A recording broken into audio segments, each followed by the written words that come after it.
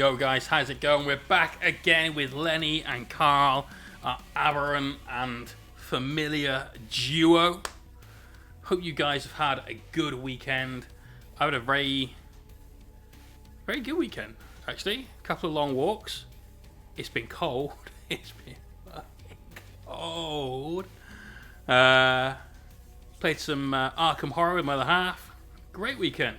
Great weekend. Hopefully you guys have also had a good weekend. Crooked Grin, legend, mate. It is, of course, the Super Bowl tonight, so I'm expecting a quieter stream than normal. To be honest, every season I start looking at how my team's doing. They disappoint me greatly for the first 5 games. I'm like, oh, fuck this season. Next season, maybe. And maybe we'll at least get 4 wins. Go Bungles. Go Bungles. Right. In the chat, we got Viking XDK, Too Many Sprues, who's put in 20 Hellblasters, Snake Plissken, who's got some snow, Funky, AJ Sadler, Crooked Grin, main unit, Spleen 999, That's Undares, Jaeger. And I think I got everyone. Janelle Sen and the Dismayer. How you guys doing? Someone got me a Pash Talon Air Rush, but I don't know about quality. If it doesn't say Iwata on the side, it's just not as good as it could have been, in my honest opinion. So, it is what it is. Wraith, what up, dude? Tomorrow, I'm hoping to get all of your Blood Angels fully assembled, undercoated,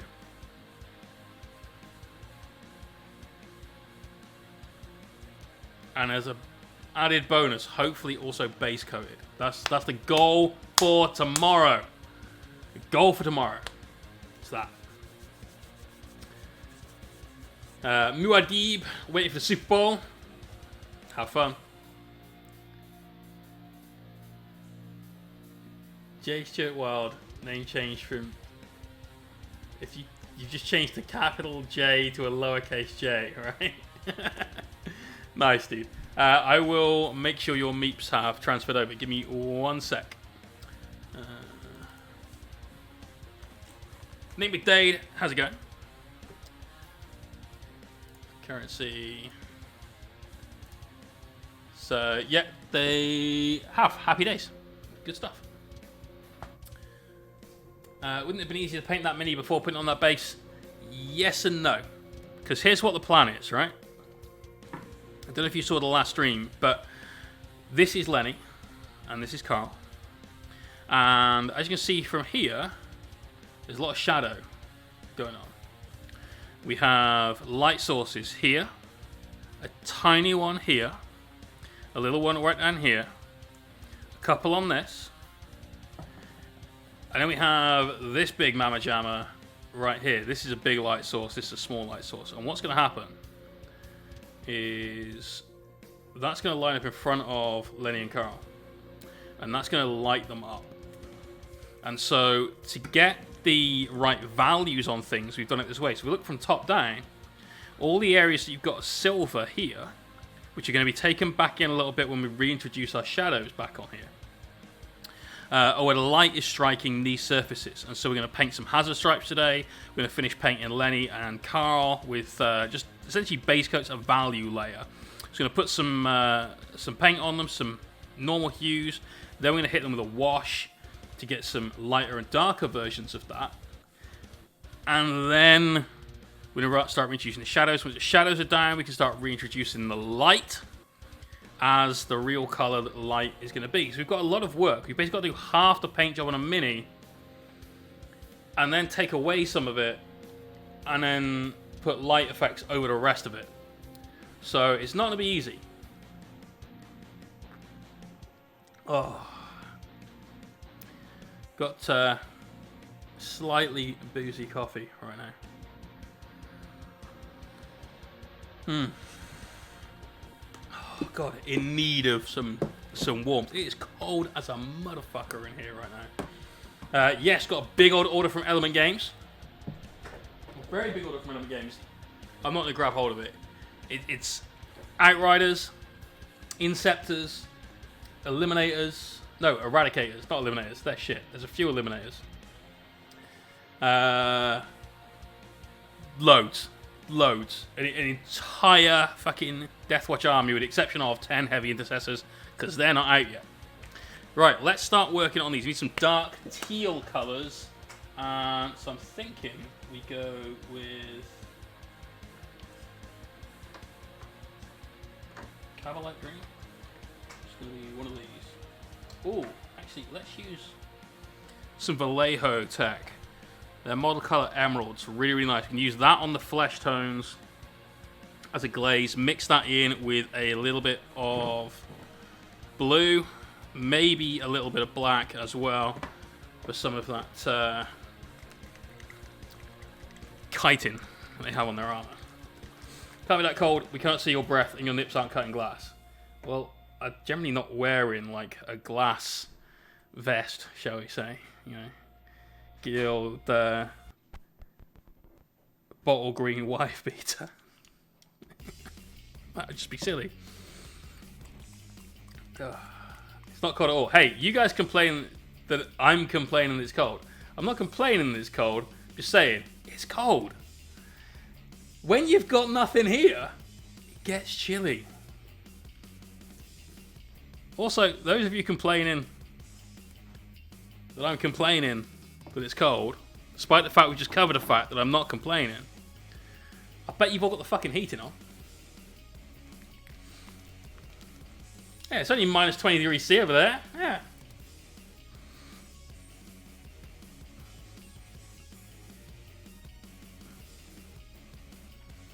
Right. So let's get a mix of this, see what we're at this stage of painting these. We'll grab some of that emerald. Try it with a little bit of blue to begin with. That's going to need a hell of a lot of blue to change. Just put a drop of black in then. That's better. A little darker. Okay. So this is going to be a fun mini to paint. There's a lot of stuff that I'm literally just making up as we go. Yeah, 21C in that, exactly, right? Now, mate, I'm from Yorkshire, too tight for heating. I mean, you're not Scottish, so you're not that tight. No heating on by a top floor flat, you don't need to. You've got everybody else's heating on. Nidge, how you doing, bro? So this is going to take maybe 2 coats to get a decent layer down. Need to do something for these like weird Tyranid vents. Breathe! Oh, 1! Cheers for that, host. And also, Des, I think I saw you host earlier on as well. Much appreciated, bro, as always. Right, so this month was a fun month. Not only painting this crazy fool, too many sprues! Cheers, dude. Get them hosts going. Love it. Absolutely love it. But yeah, not only are we painting this crazy man, later on in the month, we've got Gorzag and Nikit to paint. This is for her Salcero. Probably 2 weeks or so of Lenny before we get onto these guys, I guess. But that's going to be a fun paint job. Love those minis. They look sick. And there's going to be lots of me just sort of muttering to myself, I'm afraid, as we work out what's in light and what's not. And where the shadows start and fail and everything else. So apologies for when that inevitably starts happening. What else are we doing this month? Well, this month we're going to be doing the Necronathon 2 Judgment Day. Very much looking forward to that. I've got a few things I need to put together on my end. Nick has nearly finished the Necrons or finished the Necrons? You've got to be close now, bro. You're storming through them. I think you said well, last time we spoke, you were down to like 6 dudes, and they've already been like cleaned up and just need to be assembled. So you were motoring through. Just got a little bit of that on his toe. The entire stream is always you just talking to yourself. Yeah, but I mean without any intended interaction from the community over some of what I'm going to end up saying. So.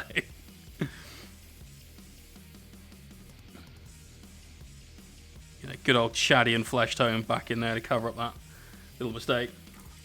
You still need a command, man. I do still need a command. Hey! Hey! Listen, dude. I put in the mod channel on Discord that tomorrow morning I'd start looking at that. See, Glass Joe agrees. Chilly.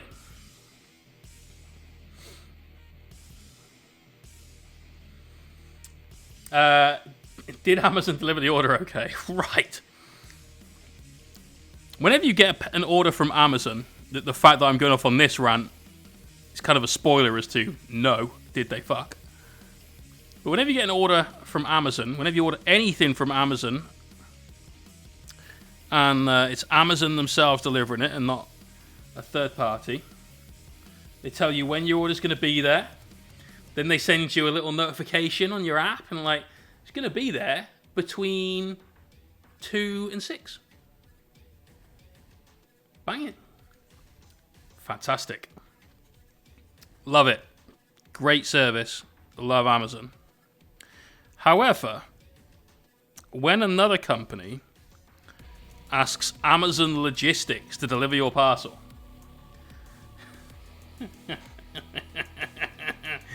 oh, fuck no. No, none of that. Like, this order was shipped on Friday by Element. I'm like, oh, well, I wish they shipped on Thursday, but never mind. It's kind of, Thursday is early to get this. I'm okay with it. This is okay. So I get onto my like emails. I check the email that Element sent me so I can get a tracking link for it. It says, going to be delivered on Monday by Amazon Logistics. Right? That's a shame, because it would have been nice to have it at the weekend, because there was something I wanted for the stream, which we'll get to very shortly. So, you know, that would have been cool, but alright. It is what it is. Never mind. And then I check the delivery status again yesterday, and it says your item will be delivered tomorrow, meaning today. Oh, that's really good, because the thing I wanted to do for the stream is going to be here, so that's epic. That's really, really good. I'm down with this. Excellent. All right. So I'll tell Ben there's going to be a delivery coming in on Sunday. Keep an ear out the door. Awesome. Bad Trip Keep and My Amazing Pony Squeezle. How you guys doing? Welcome. So I wake up this morning and I think, you know, I'm just going to check that delivery status in case it's giving me a time and I know I'll be home. I don't have to worry about bothering Ben. Check the tracking. Your package is being delivered. Well, that was fucking early this morning. What time this morning? Click on the link. Your package was delivered at 17:12 yesterday. Right, hang on a minute. You said Monday, then Sunday, then randomly delivered it that day. Now I get, you know, under promise, over deliver, and all that. That's fine. We're down with this. This is okay. But say what? Now I know that the Amazon Logistics people. Nice crest. Do you mean this or this? I know that they're allergic to knocking on doors, apparently. And so I'm immediately a little bit worried. Right. Have they dropped 400 quid's worth of plastic crack on my front door and left it there all night? I mean, is it still there, for a start? That's a big worry. I live in a nice neighborhood, but, you know, it's still a worry. Last night was rain and snow. So have they left it out, and is it soaked through? I'm not worried about the plastic being soaked. I've got a codex in there. Fingers crossed this is gonna be alright. So I messaged Ben. And he's like, oh no, it wasn't anyone that knocked. I'll have a look. So he checks the front porch, nothing there. Checks the garage, finds a box. Fortunately, they stuck it in the garage. But Jesus Christ, how hard is it to knock on a fucking door? So go, Amazon Logistics. You guys, spectacular as always. Pegleg Bill, my new painting lights were fulfilled by Amazon. Got them Thursday, a month after the estimated delivery date. Damn. Yeah, that's super cool, mate. Yes, definitely get a crystal case, whatever they call it. Crystal Fortress, I think. My AB turned up at entirely the wrong house. Brilliant. Your deck card courtesy proof from GW is still not here. You may not get that anytime soon. I know a lot of folk that live in the Netherlands that have had issues getting anything from GW. Basically, they order it from GW. It goes to UPS. UPS has an issue. Sends it back to GW. And then GW issues you a refund, but then they're out of stock of your order, despite the fact that they've just had it returned, because they then have to process it, and it takes ages to get it processed to put it back in their inventory so they can sell it to somebody else. I've had a lot of people have that exact issue. One of them was offered a refund as like a credit note. He said, that's great, but I paid for this order with a refund on the credit note for the last order having this exact problem. He was less than impressed. Oh, lovely. Right. But this is good. I did say this month we got cool shit happening. We're doing a Necronathon somewhere over there in a pile, just somewhere in this box is a Plasmancer. Yes. Oh yeah. We've got this man finally after 3 months of waiting. It's okay. Stock issues are what they are. So you've got the Necronathon. That is happening on the last weekend of this month, the 27th and 28th of February. We're going to paint the rest of the Studio Necron army. Possibly even the Chronomancers if they're out in time. That would be really, really cool if they were, but I'm not holding my breath on that one. We know there's a load of Slaneshi Sigmar stuff coming out, so it's probably going to be another couple of weeks before the next release date. Therefore, probably not this month. Which is a shame, but it is what it is. We've got things like a Silent King to paint during that time.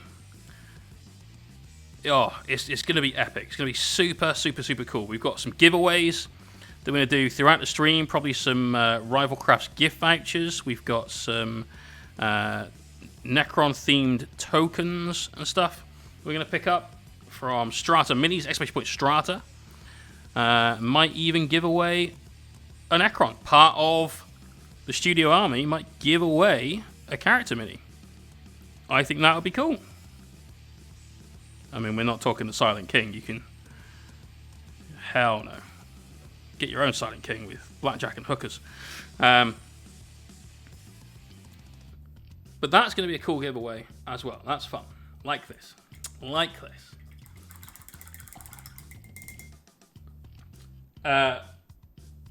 Moss, absolutely. That's exactly what I was worried about, mate, was that. Because the number of times they've just left it on the doorstep. No. Hell no, Jaeger. Though I'll happily take another Void Dragon commission. I fucking love painting that thing. It's epic. Right, is that all of the chitin on this guy? I think it is. I'm just going to block in that area again. We've got Carl to paint, who is quite a lot of chitin. Let me just grab some reference material up on the screen. Abominant. W. But that's a horrible picture. No, not video shoot. Images. This is the one we're going to use, actually. This is the colour scheme we've chosen for it. Though we are definitely painting his dungaroos as like jeans. Definitely going to be denim. Red cloth, but denim dungaroos. Had a similar issue with UPS at work, and we have a delivery door where my office located in that office all day. And UPS driver never locked or anything and dumped roughly 10 grams of combustible. Oh, fucking hell. Jesus, pretending people to watch you stream in my game group. Oh, cheers, bro. Much love. Much love. Where's your game group? But I don't mean like where are they now. That would be horrible to ask, but where they're based. So yeah, we got the Necronathon going on. Loads of fun there. That's towards the end of the month. We've got our usual giveaways. Those £50 hobby voucher giveaway. We've got minis painted by me to give away. Hey Cold! What up, dude? What kind of pants does Super Mario wear? Dungarees.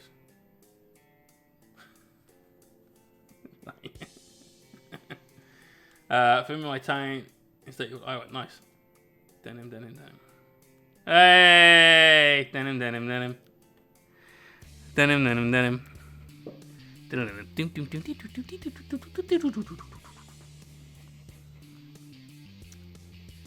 Love it. Well done. Well done. Finally a decent joke out of you. After the horrible, horrible effort was the Christmas fucking turkey. Which you should have been banned. Not from the channel, I just want to point out. Not from here. But from interacting with other human beings. That's where you should have been banned from. That's how bad that joke was. The words terrible don't sum it up enough.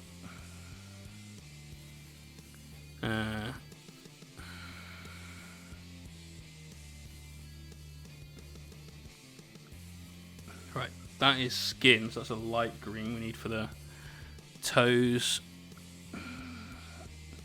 This is definitely not easy to paint, but again, I'd rather not be guessing with the light values and so on for it, so this is fine. I did think about pinning it, and then just decided not to for some reason. So we get to these sections that is darker. All we're going to do, remember, is just glaze that out. So still a slight effect of it going up towards the darker area, the shadow, but nothing too pronounced.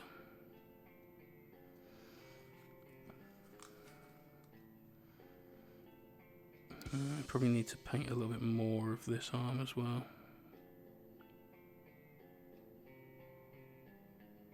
Okay. That arm will be darker green too. So what else have we got? Well, we were just talking about... hey, I work hard to fill this chat with amazing jokes. You work hard to fill this chat. Oh, AJ. No. No. You're banned from making Star Trek jokes. Ugh.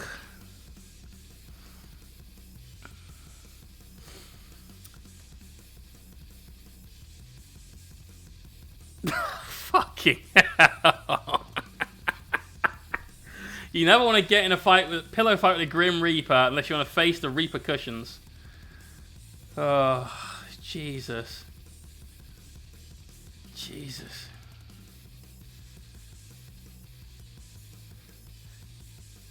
Is it not Star Trek? Buck Rogers? Battlestar Galactica?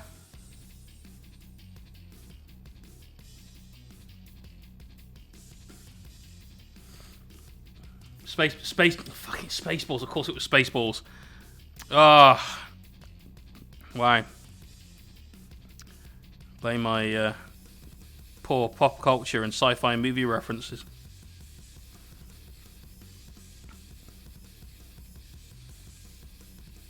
If people in the chat don't know by now, that I will troll any Star Wars, Star Trek, or whatever reference by calling it the wrong thing, then you deserve to get as triggered as you like by that.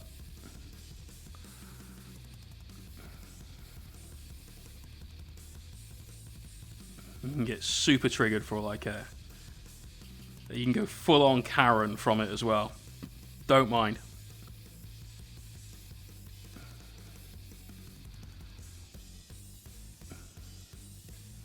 Right, I'll paint all of the tail. I'm not going to paint any of this side because that's not going to illuminate that. Need to paint the hand is a lighter colour.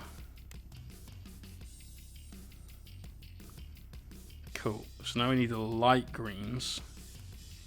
All that. But I'm going to get one more coat of Cadian flesh tone on this. Jay is ripping on Star Wars so hard because he is a closet Babylon 5 fan. What was in Babylon 5? Pretty sure I've seen some Babylon 5. Was that a space station one? Was it? No, I mean a Farscape. I remember Farscape. What was in Babylon 5?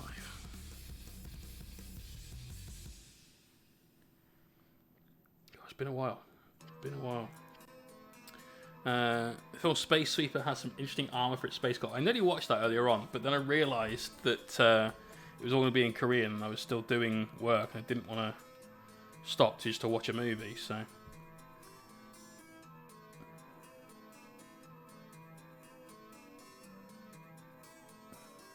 Did look like fun though.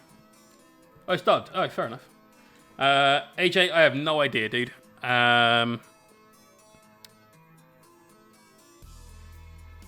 I mean, IKEA sells massive display cases that I can heartily recommend. There's one behind me. It's gigantic. Past that, I'm kind of stuck, to be honest, bro. You could try Crystal Fortress because they do like stackable display cases for like armies. And that might be a good way of picking one up.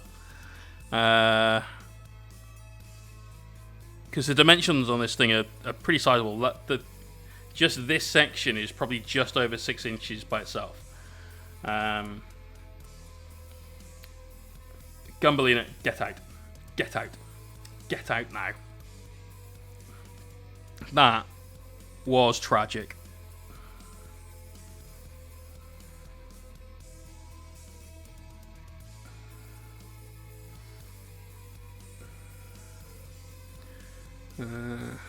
Can do the claws black, I think. Like really, really dark. Oh, Snake, no worries, mate. I saw your message earlier on. I didn't respond to it, but I wasn't ignoring it. Anytime, mate. Hope it helps. Like I said, the C920 is decent. You could get the C922 because it does the encoding on board. It depends on whether the retro system needs that or not. It's decent. It's this camera that I'm using now. You will need to keep adjusting your focus, but you know. Right, lighter coloured green. So I'm going to take some emerald. Let's get some sickly skin. There it is.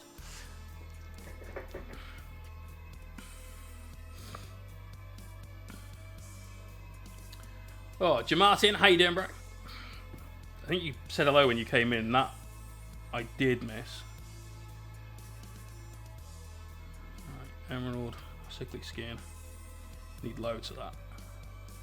Really bright. Come on, come on, come on. We're going to want to glaze this into some of that flesh tone that we've just put down as well. That's better. Voodoo Graphics, how you doing? How you doing? So, other cool shit that's happening this month. Well, every month we do our normal giveaways, like we were saying earlier on. There's already something in the mystery box. Already.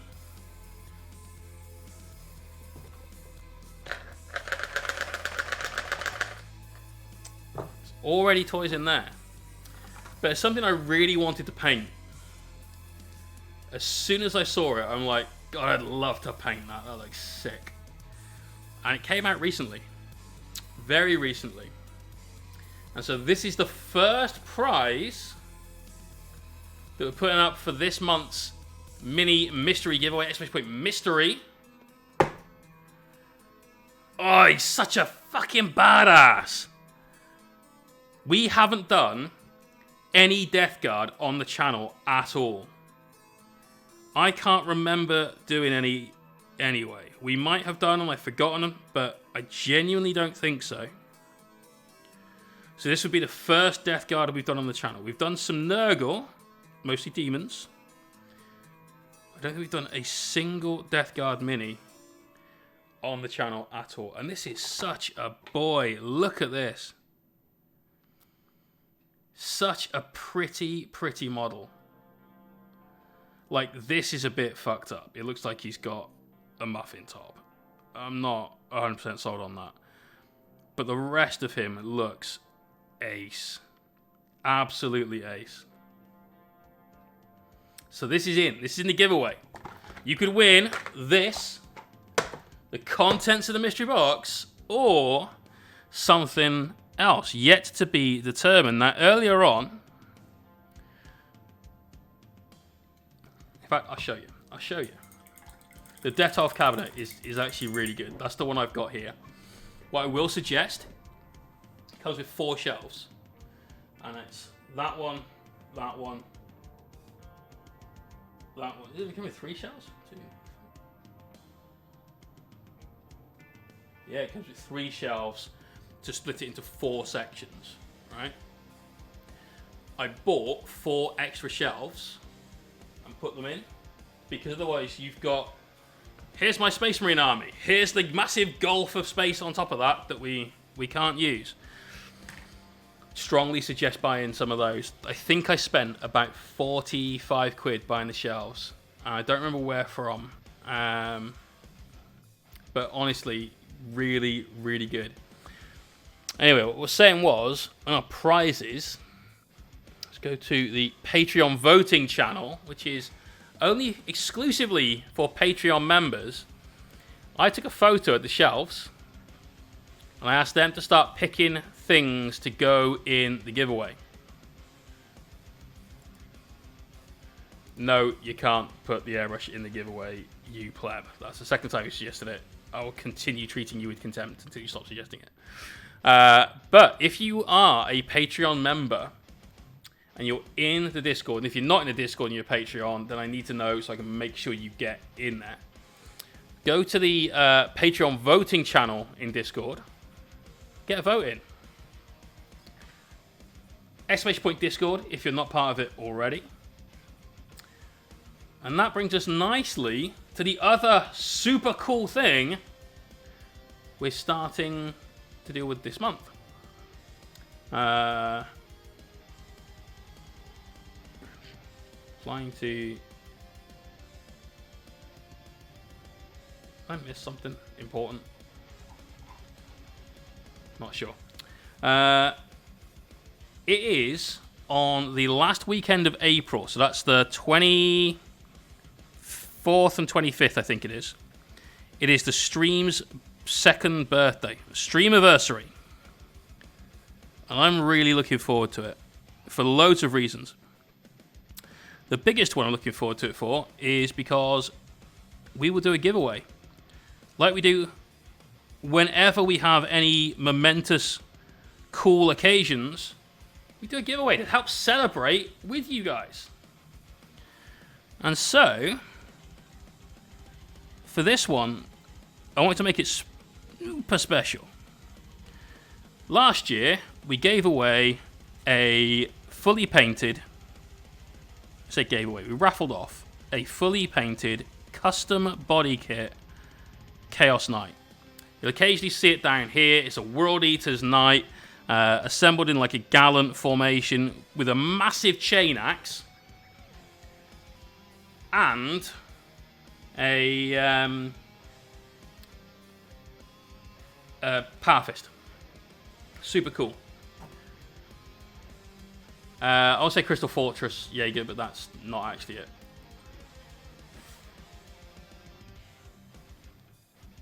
Timmy Sprues. I'll fucking ban you in a minute. This is disgraceful. The abuse I get from you. One of the menials.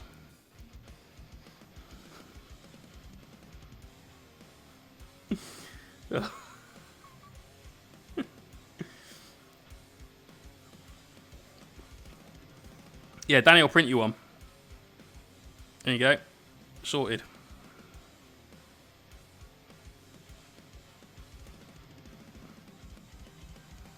Just noticed a little bit of that leg that I couldn't see before that does need to be painted.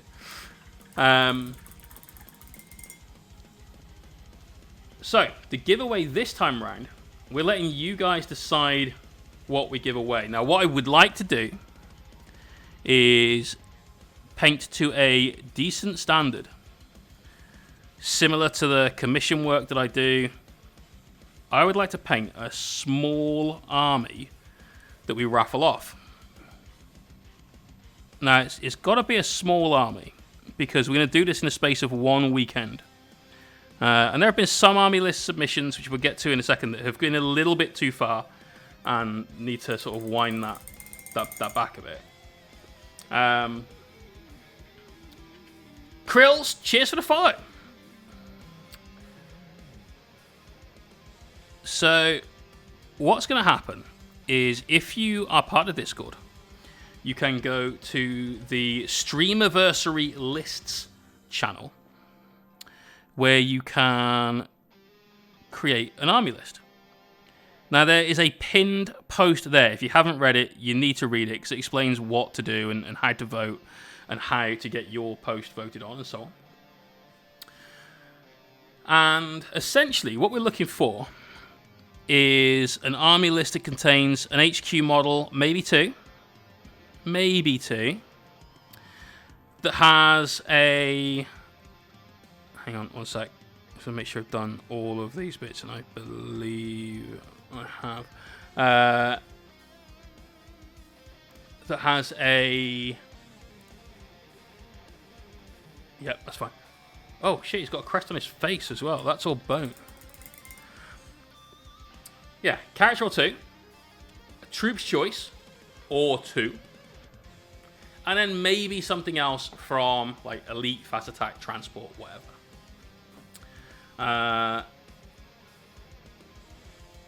We've got some really good lists in there.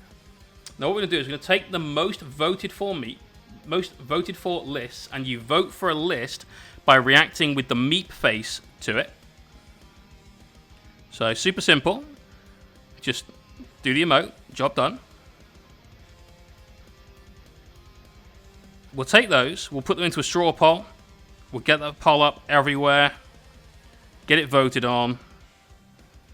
And then we'll know by the end of this month. And we'll have that poll during the last stream of the month. All over that weekend. So you've got plenty of time to get your ideas down and think about it. And we will do something for the person that chooses the winning list.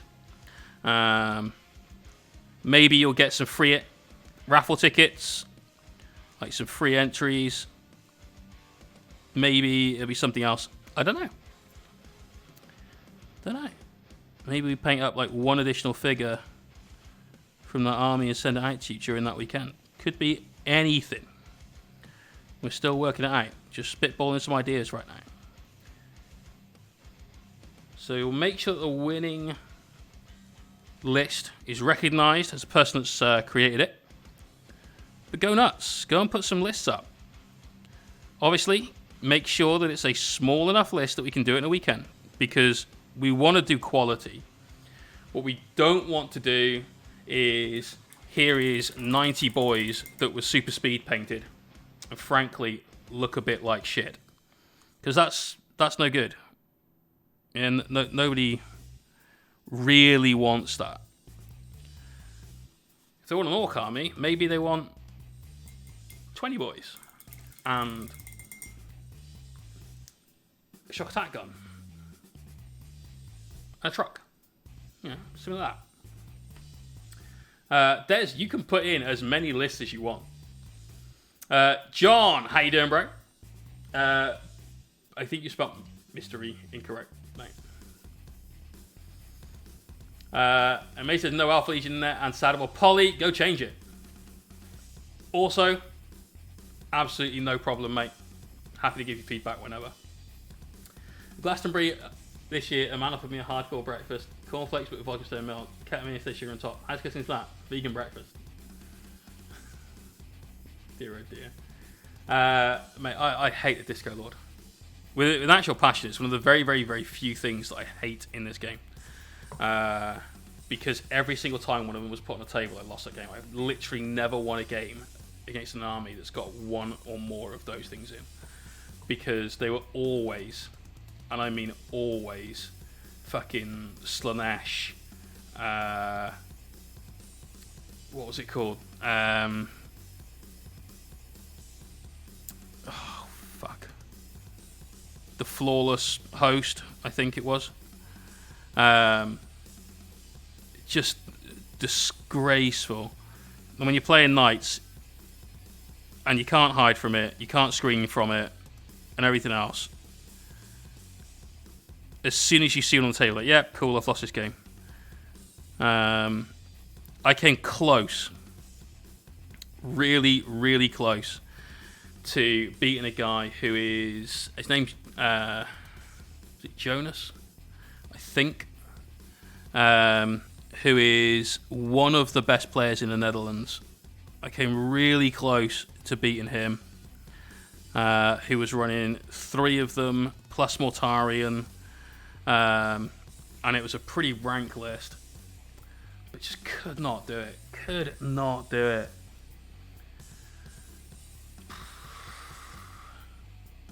Need some Iron Warrior Madness in there? Yes. Battle Chode, what up, dude? Darker Design, how you doing? Definitely a hard counter. Gunbleeder, that just won't get taken. You just won't. Battle Chode, I'm good, dude. How are you? How's things?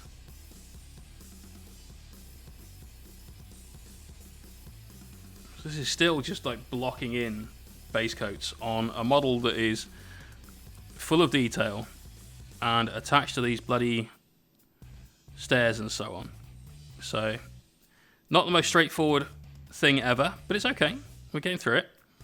Like I said, we're going to make this bit hazard stripes to show this is like the danger area. Don't go past this point. This is going to take a couple of coats of black, but never mind. Tonight we might not even get to the shadow step, which would be really, really sad.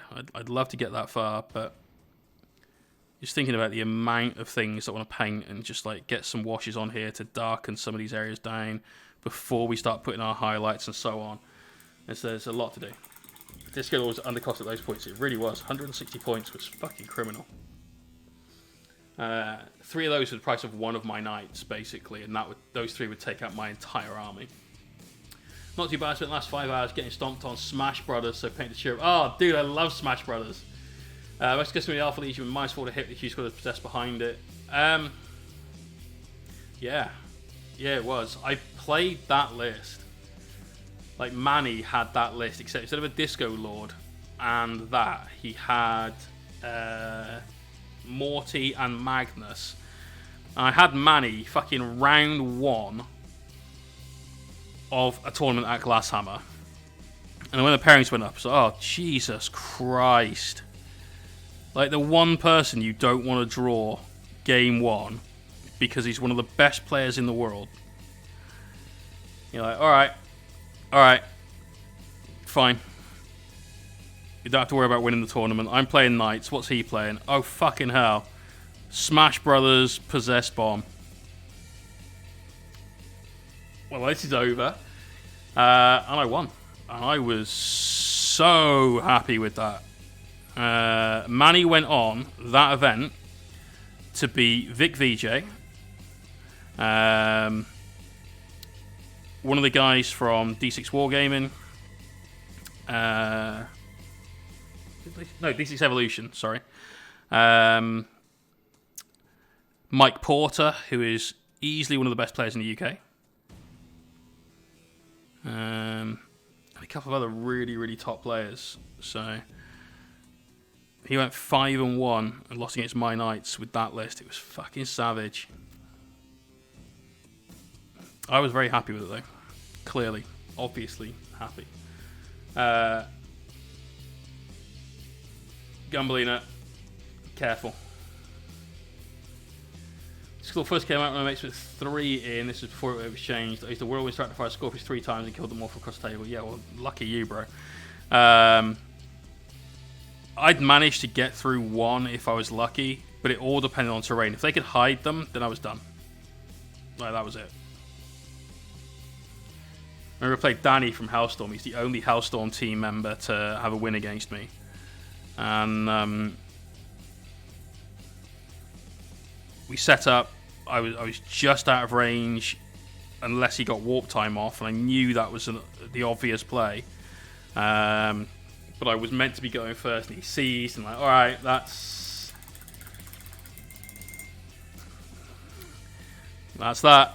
And that was, in fact, that. There was no coming back from that. Right, let's do dungarees. We're going to get some Grazinger denim, because that is the obvious choice to paint dungaroos. I know, dude. I know you filter what goes in the chat. That one, literally like toe on the line, I think. Comradeson! How you doing, dude? So yeah, recap then. This month, Necronathon, regular giveaways, of which the current Patreon crowd can go into Patreon voting and just choose things from this that I will put into a poll.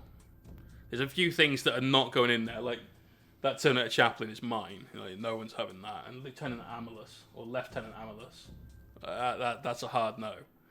But there's a few things, and that's about it.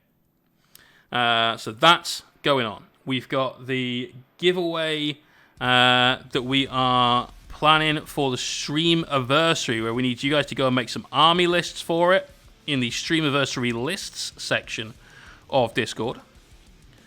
Go and put together an army list.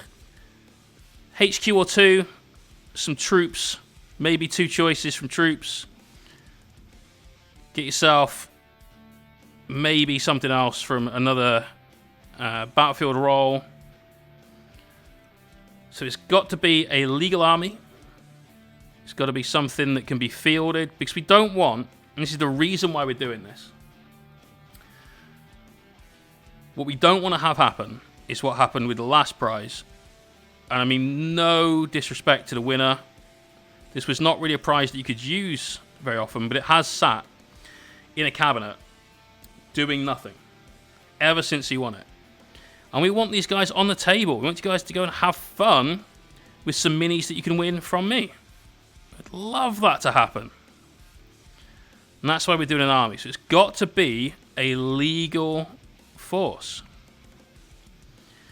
I know there's a tower list in there that people seem to be quite keen on right now. It's 3 broadsides with a commander and some fire warriors. It's not a bad little list. Vote for the mighty the cat, paint like meat. That could be fun. That could be fun. There's an Eldar list in there I thought was quite cool. But go and create a list, get it in there, get people voting on it. Try and keep the chat out of that channel so it's easy for people to read the list. Keep it the general channel. And let's have some fun. Let's go and have you guys decide what we'll paint for the stream anniversary. Oh shit, there's claws on this hand that we missed.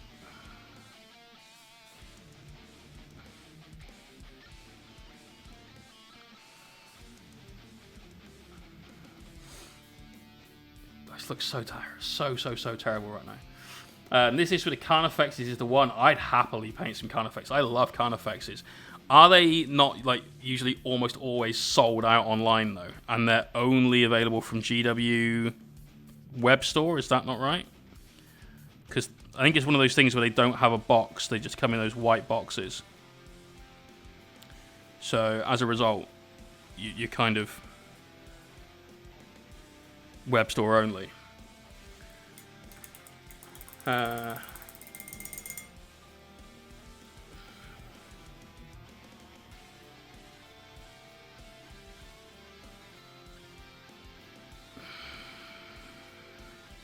Gumballina, they are actually getting worse, mate. That's a definite groaner.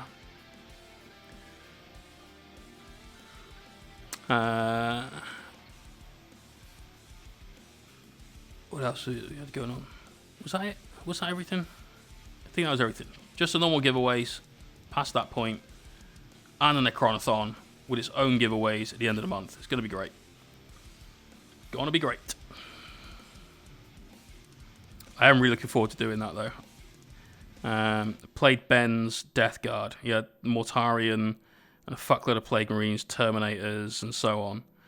And I had the Silver Horde Necron list that I've been playing, which is really, really, really good if you've got the Silent King, and really shit if you don't.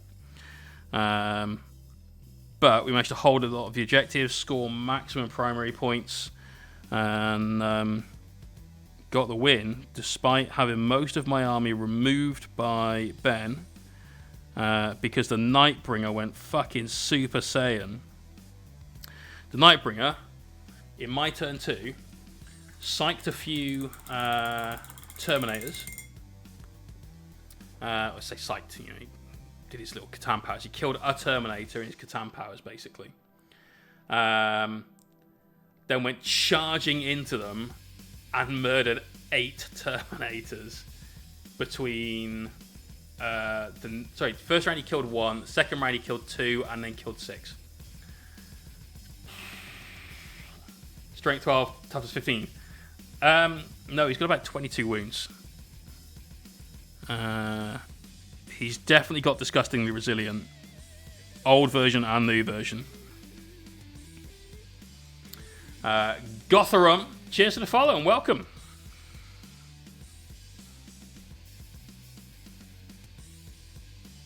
Alright, got a little washes to put on this in a minute. Making sure we've done all the dungaree parts that are lit up. So from here we've got light, which means these bits need painting as well.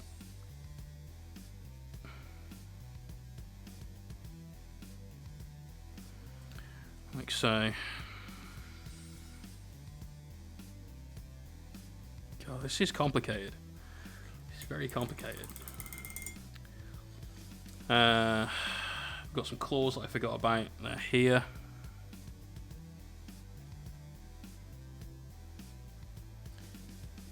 So who's doing some painting tonight? I know the Super Bowl is on now, or is on soon.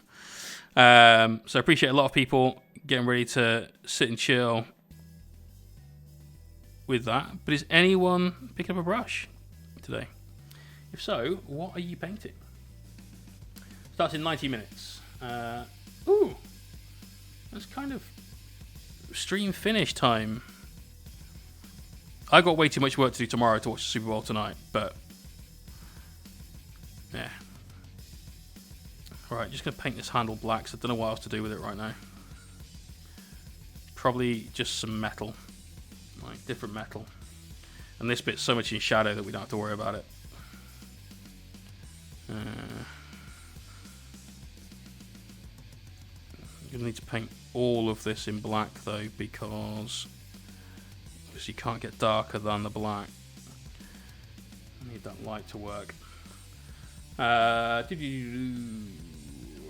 Here, painting now, killer cans. Nice. Painting booties tonight. Dude. Official weapons for my Imperial Knights. Awesome. Just a paintbrush for walls. Ah, Craig. Unlucky, bro. Oh, did you get Minotaur? Wait. No, you wouldn't have had time, because we asked it the weekend. Don't worry. Currently building a custom Alpha Legion Terminator Lord out of Tor Garadon. Oh, yes, get in. I'm on my Deathwing Knight still, attempting a good job on them, knowing how much I suck. Hey, it's all practice, bro. Currently painting AJ's premise Chaplain on bike. Nice. Very nice. Pegleg Bill, working on a Ghost Arc. Oh, God. Rather you than me. Painting terrain. Nice, Des. Painting on my Blood Ravens tonight. Cool. No, don't fuck up this week since this infection. Ugh, gallstones. Painful. Almost got 10 Hellhouses built. Almost halfway to me, Spruce. Death Company Dread on the paint table as I lurk. Nice. Nice. I love Death Company. I think it looked great. We've got a bunch of Tyranid Spore Mines. Don't know why. It's what I put out of the box. Got to do it, man. Been painting Immortis Guard. Is that a Sigmar thing? Hit the killer can and trying to decide on getting a kill tank. Yes. Yes. Because why not? Glass joke, 30 boys. Oh dear. Have fun. Enjoy. Don't forget we're all here for you when you need to have a bit of a cry.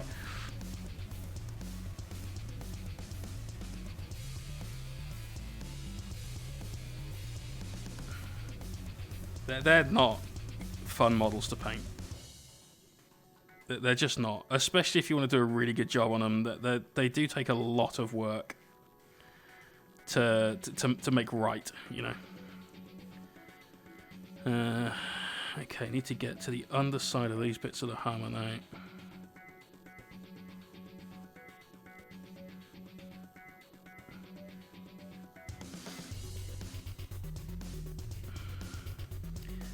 Immortus Guard are Bone Reapers, dudes, and Sigmar. Cool, that's what I thought. I'm crying on stream.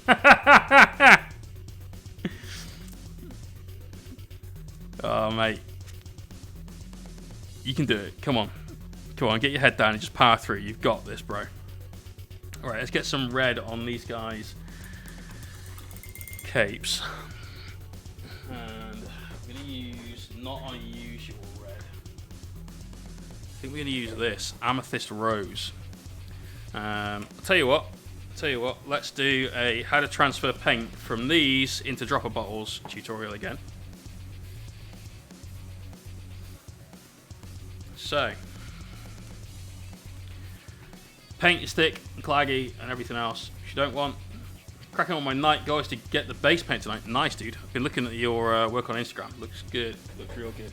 You will need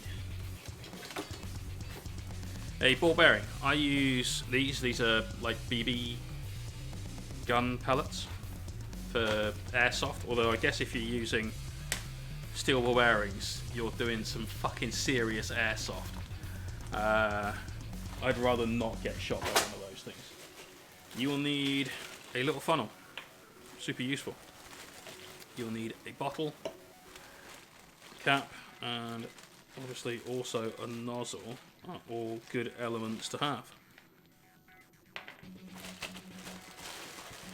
Did they rust? That's not ending up in the paint. I know a lot of people that say they put them in and it doesn't like stop up this. I can tell you now, they've definitely got different bottles than I have. They just have. You'll need some thinner and you'll need some flow improver. And what we're going to do is you're going to gauge how thick this is. So this to me looks about as thick as a GW base paint. It's also quite a large pot. This is a 17mm pot, I think these are, or 18mm.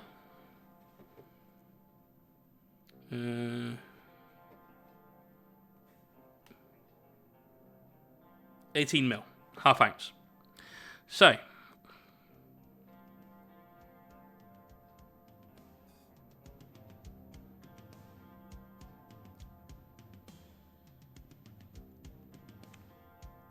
I've put in 35 drops of flow improver. Now I'm going to put in an equal amount of thinner. The reason we put in half and half is because flow improver contains a drying retarder. Thinner contains an alcohol-based solution, which helps dry things faster. So two cancel each other out a little bit. I hate to take my Patreon account says that I am not supporting Mohawk, but right, hang on, mate. You're definitely there. Because remember, you signed up with 2 different emails, right?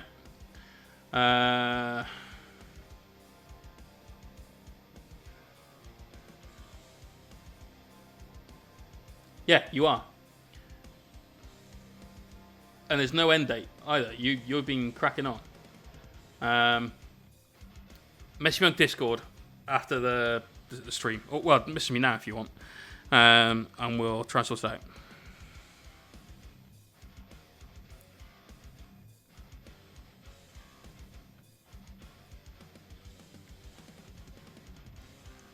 Right, equal amounts of those two things put in. Then ball bearing goes in. And you shake the fuck out of this.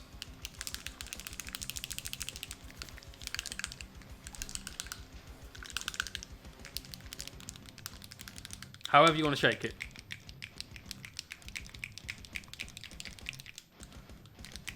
Then, quite simply, try and keep the ball bearing in this bit. Otherwise, you'll end up with it sat in the bottom of the funnel, not allowing anything to go out. Shake it like a Polaroid picture, you could do. That's still quite thick, so we could end up with some more thinner in there. Still be happy with it. Lift that up to allow a little bit of air to swap between the two. That should help me get all this through without much incident. And this is it. It's literally this simple. Nothing crazy. You water it down to help get it out of the pot. Also, I like my paint to be a little bit thinner. So now what you can do, if you really want, if you're super precious about the amount of paint you've got in here, Scribbo! Hello, matey. I was talking about you yesterday.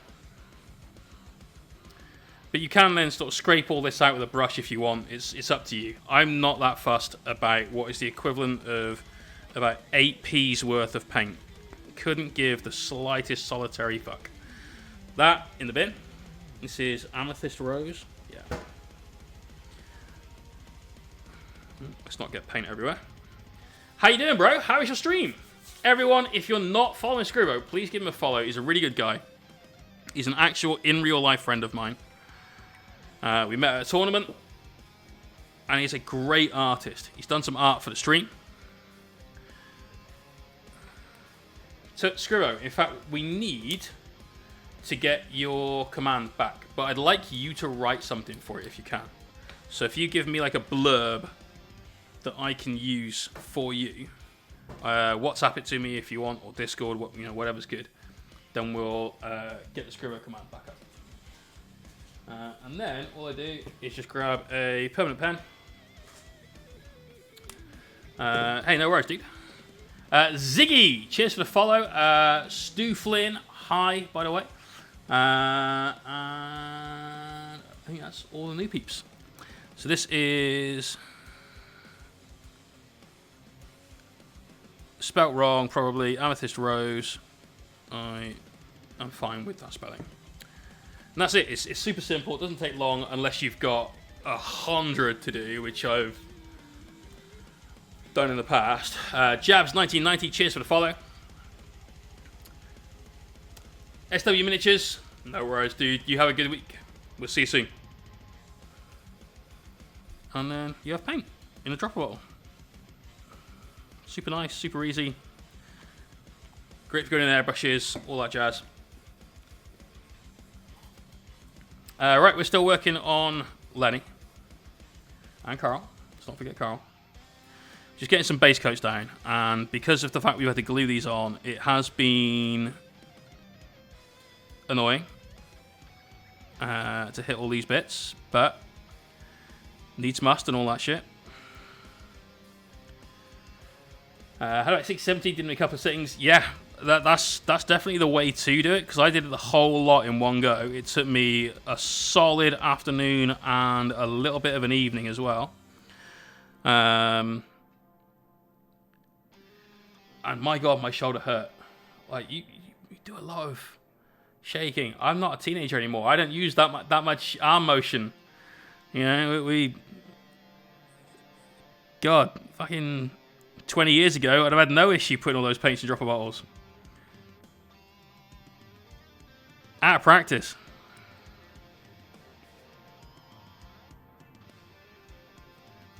But, yeah, if you keep on top of it, and make sure that, not necessarily every time you buy a new paint, but every time you go to use a paint that isn't in a dropper bottle, you put it in a dropper bottle. then it stops it sort of building up and being this massive, massive thing to do. So it's worth it. There was some half-famous dude on YouTube that put up a video saying that it really wasn't. Frankly, he's talking out of his arse. Definitely is, especially if you own an airbrush. Especially if you own an airbrush.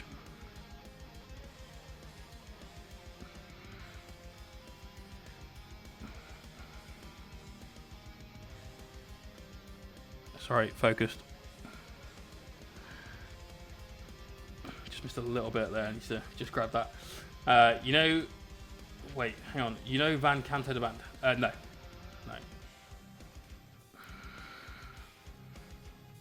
Sorry, dude. Crap.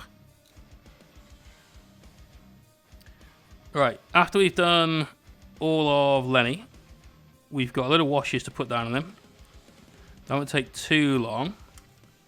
And then we're going to paint some hazard stripes just here. We've got some washes to get on some of this to get a little bit of streaking shit going on, basically. And then we've got a few different metallic finishes to put on stuff, so like some copper and so on, just to change up some of the other metallic areas that we're going to have on the Mini. And then it's time to break the airbrush out and start getting our shadows back in. So I'm really hoping we can get to that stage tonight. It'd be really, really good. Because that's a big step in this. It's bringing the shadow so that we can then start introducing the light and the object source lighting that we're looking for. I'm basically making all this up as I go. I have no idea if this technique is going to work or not. If it doesn't, well, we say this sort of thing a lot. If you fuck up while painting, the worst that happens is you paint it again. It's that simple. And that's what we'll end up doing. Obviously, we've put a lot of time into this so far. This is our third stream, so I'd really rather not have to repaint it all.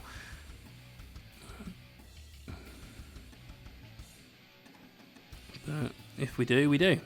That's that simple. Consider it a big batch of battle damage. So normally that's my thing. Like if you fuck up, you can do that. It's just battle damage. It's free weathering. That's all that is. Because of what we're doing here, I don't have that luxury this time. And that is not worrying, but it is there in my mind, like knowing that that's not a possibility and that this has to be right. And I've made this tricky. Oh, we still got the green to glaze into his skin as well for some of the colour shifts. Not so much on our little friend here, but on Lenny. We've got some pink to do in the little venting that Tyranids and GC the Colts dudes have. So, yeah, maybe we won't get to shadows tonight. I really hope that we do. Just because I'd like to. It's a big step.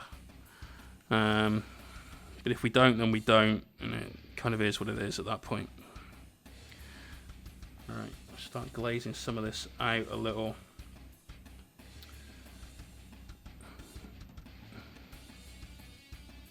So working thin now as we're going from the shadows. We end up painting over a lot of this red. It needs to be on there because we've got a light source here that's going to be casting a green light on this.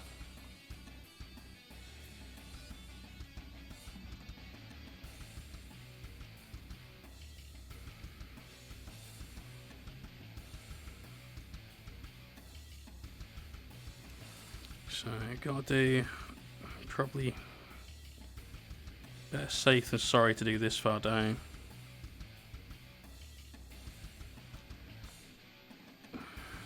I am really looking forward to the bit where we can start getting the light coming in, like the warm light, the cold light that we've got planned. It's going to look really, really cool. Obviously we need to get there. All of that's in shadow. We've got all of that in shadow, but I just want to do that little line on the top. It's the first time I've ever had to think about light values this much while painting a miniature. Which parts can you see clearly? Which parts can you not see at all? Like, from the back, we know we probably can't see this, but that's maybe just enough light to cast a shadow over the hip. So we're going to probably remove all of this with the shadow spray that we bring back in, same as probably bits of this arm. But we need to get that down now, same as we've done like this little bit of his jeans, just in case that is what we see. So it's really, really interesting. It's kind of fun, but it is fun in the way of like people like super cryptic crosswords, that kind of fun, where your brain is about to depart your fucking skull because it's had enough. That kind of fun. In fact, I think we're at the kind of fun time that is definitely not beer related.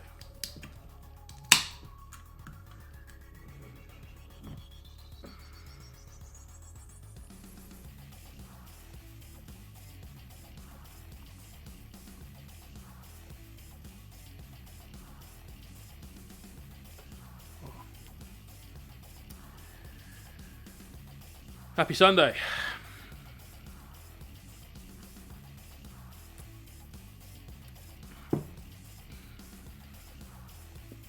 Banging. Banging. Right, let's do these metallics. We still have no idea what colour to paint this fucking washboard. You see that? This little thing? Genius of the Cults have got these little weird things all over the place. I don't even know what it is. Some sort of armour, so we'll go on with a metal of some description. Glass Joe! What are you doing?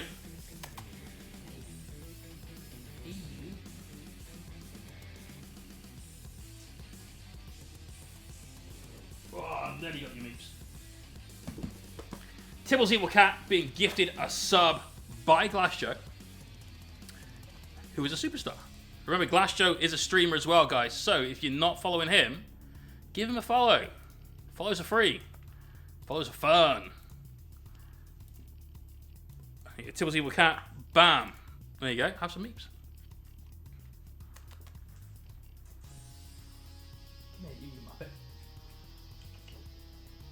No, she's not having it. I was going to try and put her on stream. Very rarely seen meep. Right, metals. We want some copper.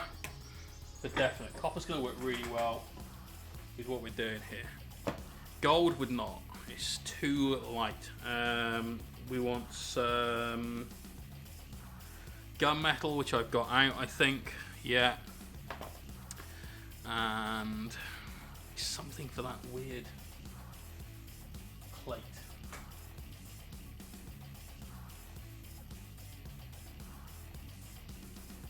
Fuck it. It probably isn't going to work at all, but I'm just feeling a little bit of Troll Slayer orange on it. No, that's really going to look shit. Let's go with dark purple. Let's go with dark purple. That would look fine. Against the red, that's going to look okay. What else do we need? We need our yellow workup. So I'm going to show you guys how to paint yellow over black in a minute as well. You only need, basically, 3, 4 colours. So that's due to come soon. And do hazard stripes with it, more importantly. And do hazard stripes with it. Right, let's get the copper working out. It's a great pigment. Vallejo Model Air Metallic Copper. It's banging stuff. This is going on his little Colt badge, which means we probably should have painted that purple first, but never mind. Which is where we're at right now. Just no regrets. No rugrats. Don't distract you, but how did the Amiga finish off, dude? There's a pic of it on my Instagram. I need to upload some more, but really, really nicely. I'll tell you what, I think I've got Instagram open over here. No, we've binned that off. I'll give you a quick show. Exclamation point social. You can go and follow me over on the gram. Here he is. Boom, look at that. Look at that. More pics on that guy still to come. Only put one up so far. Got plenty more. Really, really like this paint job.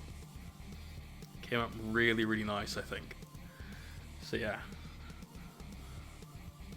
Another benefit of following me on Instagram is we always put out an alert, like a post rather, I should say, I suppose, on Instagram before we go live.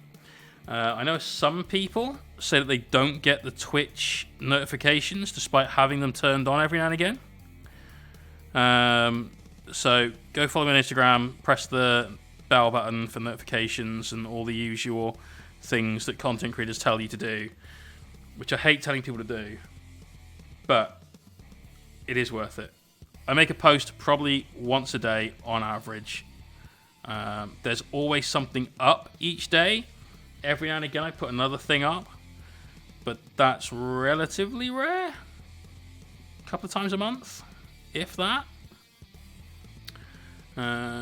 So it's not like it's spammed, you know. Tuning Sprees, you ideally want to do it every day.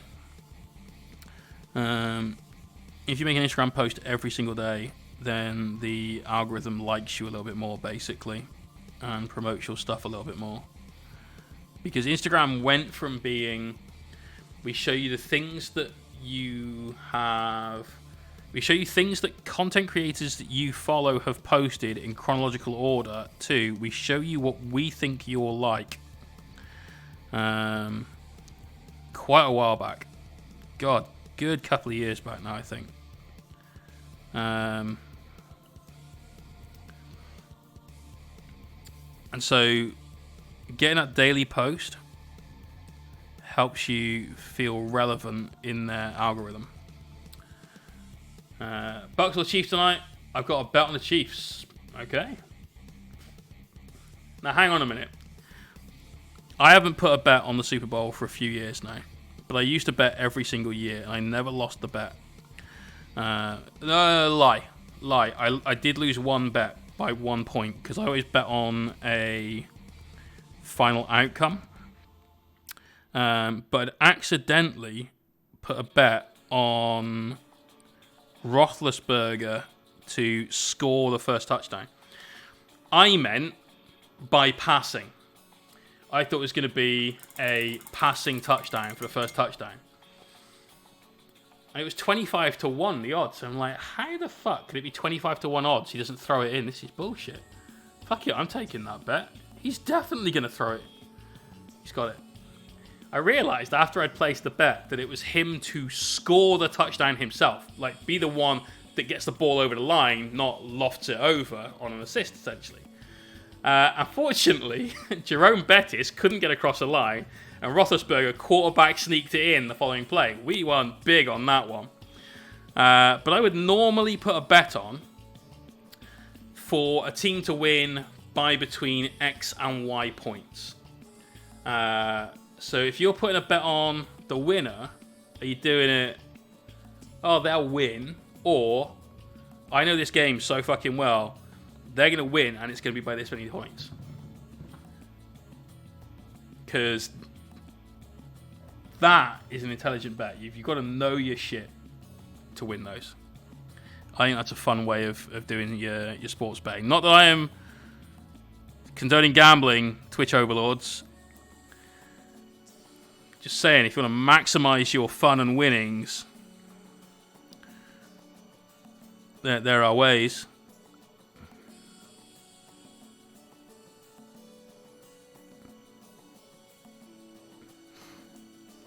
Right, let's get this collar and chain. Why they bother chaining this guy up, I have no idea. The chains clearly did not fucking work.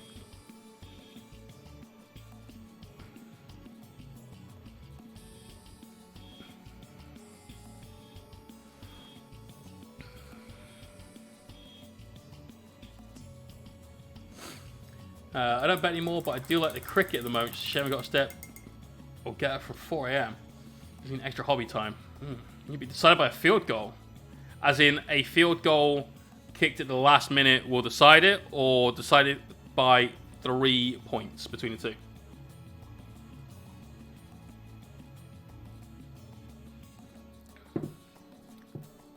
Jesus Christ, Danny. Last minute field goal. Damn. Those are exciting games. When it's literally down to the wire. Can they get in? But I always find the last minute field goal ones to be a little bit like, eh. Where's my last minute 80-yard touchdown pass? In the snow. Caught. One-handed. Like crucifix style. Jumps up. Arm out. Grabs the ball.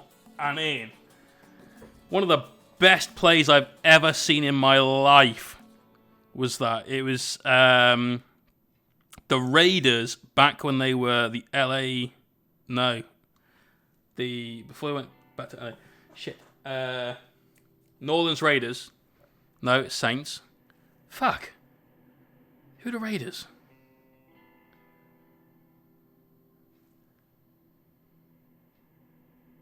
It's right on the tip of my tongue. I can't remember. Oakland, thank you. The Oakland Raiders, they threw a pass, they're playing in the snow, and this dude got to the end zone, jumped a solid 6 foot up in the air, and stuck his arm out, hoping for the best, and the ball landed in his hand. He's like, hold. God. Brilliant. Fucking brilliant. Wasn't a play on Waterboy, I haven't seen it. Fair. Fair. They were in the snow. That was some high quality H2O. Does that count? God damn, that was great. I can't back the Pats at all. I fucking hate them. Clean or weathered, which style of painting do you prefer?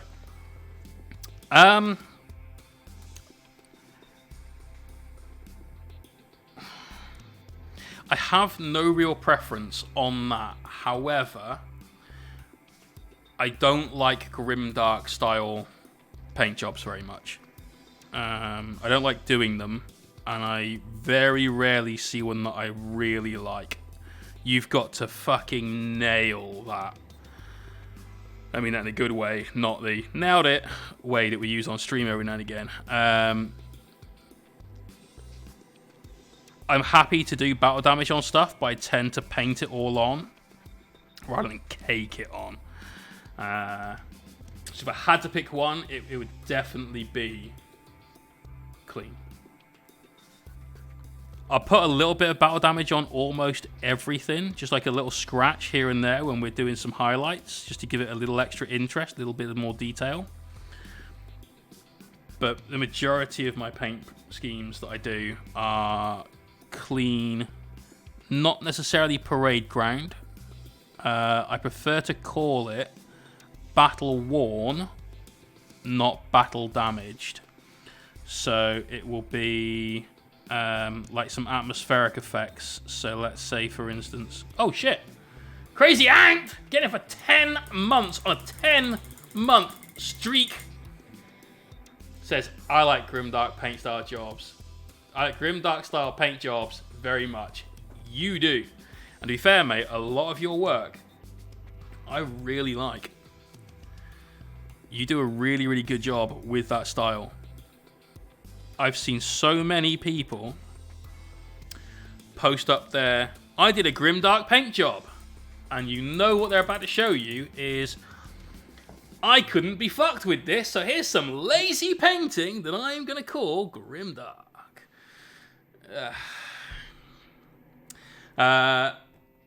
Boku, so all of my minis will have been brought into the base. They'll have dust, dirt, that kind of thing, around their feet, their greaves, you know, whatever. They have the occasional scratch and so on. But let's say it's Space Marines. In my head, most Space Marine chapters are efficient, ruthless killers that move so fast you can't get a bead on them, and so on. So they don't get damaged. There are some that just stand there, take it, and just blow you away. Yeah. So I prefer a lot of clean paint jobs. Azreen, nothing wrong with lazy painting, but you got to own it. You do have to own it. It's when people try and pass it off as other shit. Like, I couldn't be fucked, so here it is. Oh, it's grimdark, isn't it great? No, because you've done no highlighting, you've done no real shading, you've just slapped a bit of oil on and hope for the best. Wolfwraith? Now there is someone it's been a long time before we've seen. How are you doing, bro? How's it going, man? Can we get a shout out for Wolfwraith? He at least... Are you still streaming? I hope so. If so, everyone follow Wolfwraith. Even if he's not, follow him. So if he decides to stream again, you're already a follower. Do that.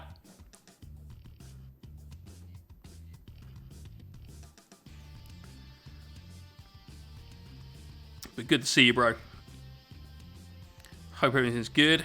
Okay, so we've got purple to do on that, and then we've got a bit of belt to do, which will probably be... I don't know.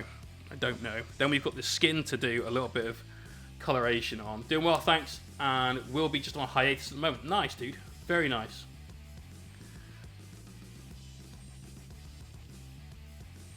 I'll look up that command to do like an @ and it remove the @ but I don't know if that's actually possible. Because that'll make your lives easier for doing a shout out, so know that. I just need to work out how to code it.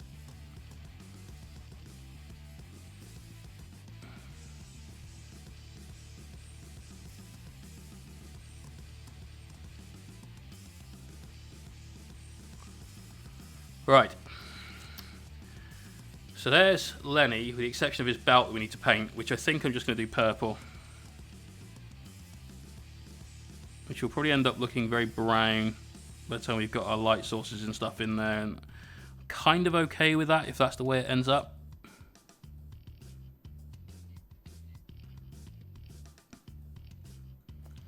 There's another little bit around this side we need to get to.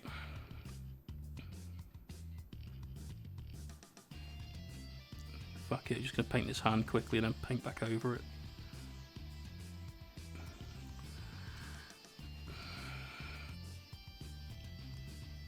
There we go. So, that's most of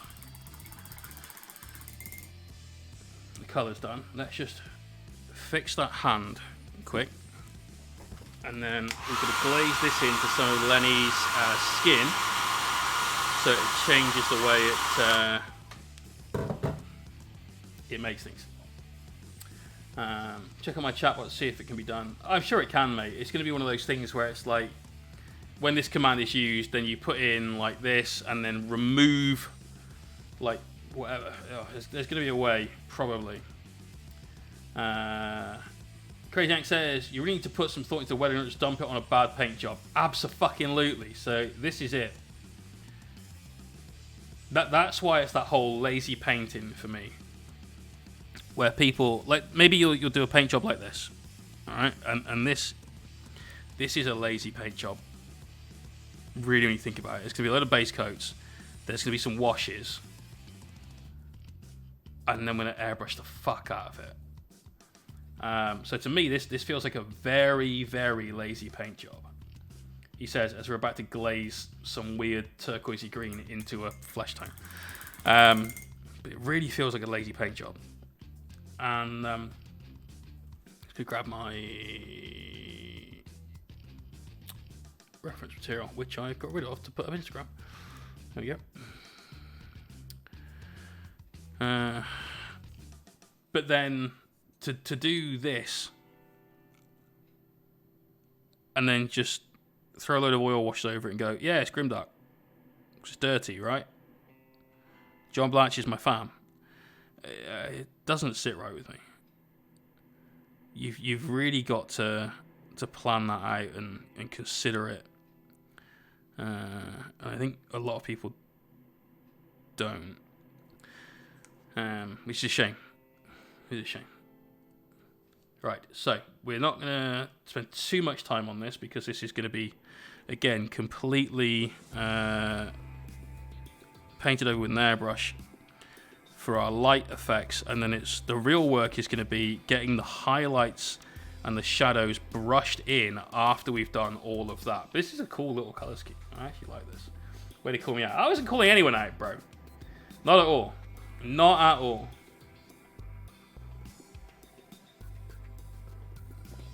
Oh. Wolf Wraith, congrats, bro. Do you know what it is yet? Oh, we've got vents to do as well.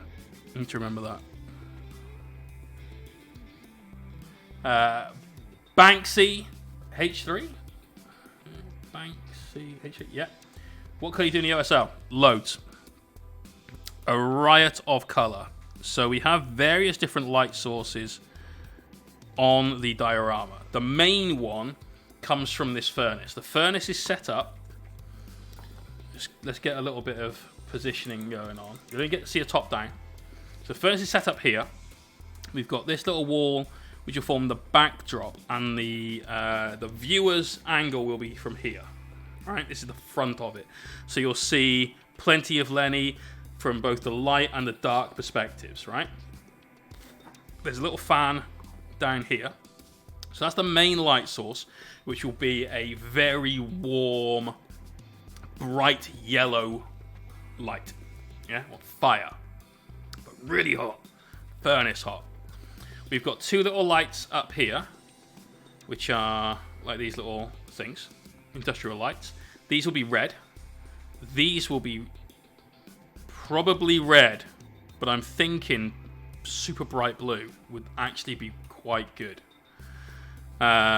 We've got a green palm scanner down here, and a little pair of green like LEDs there, and then a red light here. So we've got lots of different colors of light to interface with Lenny and the scene that he's in, so that we don't end up with something that looks the same all over. God, it's complex, but I'm genuinely excited by this. Bucket, hey, these are the best kind of questions to ask. Something that promotes real conversation and discussion. One of the best things about our hobby of miniature painting, rather than, like, say, Warhammer, is that what you have is art. I was talking about this with my girlfriend because she's trying to help a friend monetize their own artwork a little better than they do. They have a Twitch stream, which unfortunately she couldn't remember the name of for me to be able to get a shout out for her. But they do digital art, and then they sell the odd print or two of it. And we were talking about how all art is subjectively good. Either you like it or you don't. But really good art, like really, really good art, touches you somewhere in here and makes you think, fuck, that's beautiful. That's the most amazing thing. And you are drawn to what you like. Very much so. I like comic book style art. I grew up reading comic books. That's definitely my thing. Oh well. And so all of my stuff has that kind of, you'd find this on a Marvel comic book front cover look to it. That's what I'm trying to do anyway. Just describe my Twitch career. This is why I was talking about you. Not, hang on, let me clarify. Not to put you down at all. I was saying that you stream doing basically digital art. Now this person has an iPad and they're sharing their screen. That's it. You hear them talking and you see them doing. Your stream is a lot more involved than that.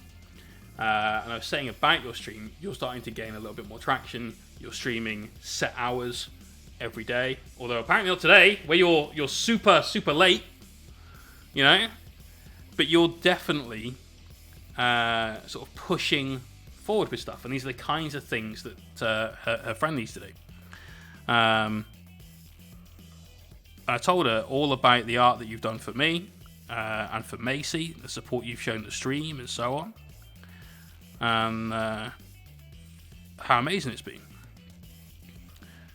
And that we need a rematch when you're not playing orcs into fucking aggressors, because that's just mean. But yeah, these are the kind of things that her friend needs to do. But we were talking about art from the perspective of, if you really, really like something, if it touches something inside you and makes you think, this is amazing, I fucking love it, then it's worth, as in it's worth what somebody would pay for it worth, changes. So this person will do like an original piece in inks. So she'll actually draw with an ink pen. And then she'll put that on her Patreon for people to be able to buy from her. We were talking about her having like an Etsy store and putting up prints of it and so on and so forth. And she was trying to work out how to price her work. And I said, well, look, the thing to do is to price it higher than you think it should be, because most artists are very self-depreciating, and won't credit themselves for the amount of work or the standard of work that they perform. Yeah, I'm always too cheap. You're definitely cheap. I don't mean your art. But you've got to start there and sort of work up, and that's where we were talking about how worth comes into it and so on. It was a really interesting conversation that we had. We tend to have these very in-depth talks. It's one of the reasons why I like her so much, is because we'll go out on a walk and then we'll be setting the world to rights and so on, or having these slightly philosophical conversations. And it's nice. Say a comic thing as well. I appreciate for the contrast, some hefty shading combination heights can bring out. Yes, mate. I fucking love it. I want my stuff to look like Todd McFarlane's old Spider-Man drawings. You know, things like that. That's kind of how I felt when I first found your stream, and now you're teaching me. Well, there you go, see.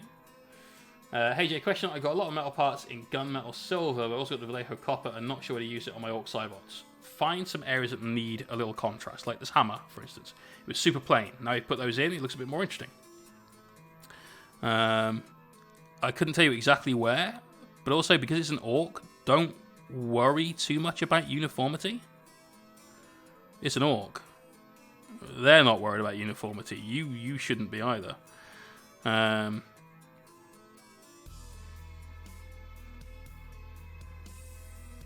Just have fun with it, dude.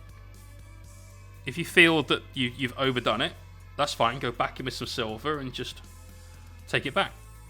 But just add it in where you think this would look right, this would look weird, this would look cool. Here's some bullets instead of like a gun barrel, so we'll make those copper. But the copper color from VMC is really, really good. I've started to use it a lot more over the last sort of year than I ever have, because it gives a really nice warmth to something without really amping it up. Miss half damage! Great work on that bust. Looking spot on. Loving those eyes as well. They look like the one eye looks normal, and the other eye, the demon eye, I'm trying to work out what it reminds me of, and it looks a little bit like a snake eye, I think. I don't know why I get that vibe, but I do, and it freaks me out. And I guess that's probably one of the desired effects, right? Going to use one of the GW ones. Screamer Pink. As long as off-pink is working. Exactly, right? But yeah. Nice work. That's why you can fuck up your checkered pattern on orcs. It's law-friendly. Yeah. Unless you're working for GW, in which case, no, you can't fuck it up. They won't let you. Has to be perfect. Fucking 200 times.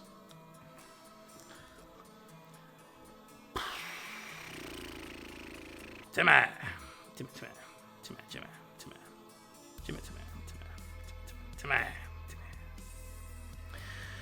Right, little bits of pink venting as a touch of it just in here. We see, got this big ass bit to do.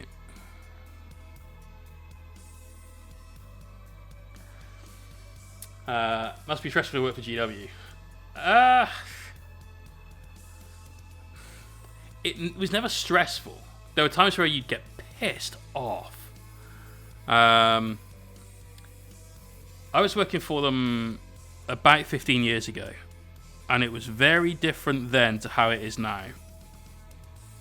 Basically, Kev Roundtree, who's the CEO, is really good and really passionate about the hobby.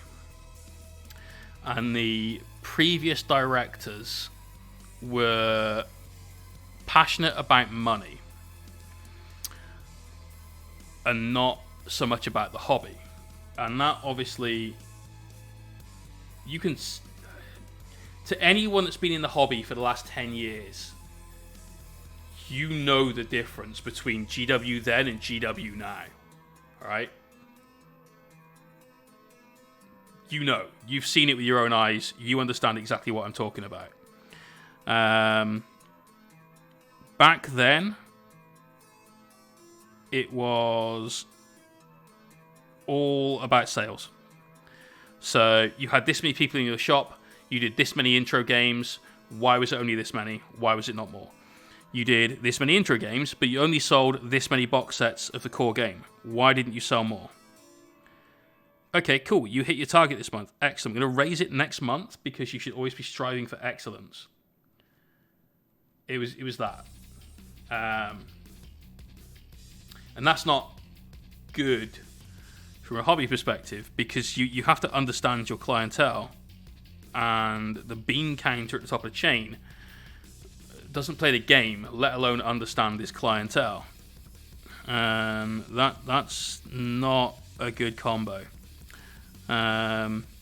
Also, this was back in the days, and apparently you can't do this now at GW, where people would come in and they'd be going to their normal Saturday shopping spree, but they wouldn't want little Timmy to go with them. So like, right, we'll take you to Games Workshop and drop you off there for the next 6 hours while we go and do some shopping, and the guys there will look after you. I'm not a fucking childminder, and more to the point, like, do I look like someone you should leave a child with? Like, I'm not going to abuse the child or anything, but I'm probably going to teach it some swear words.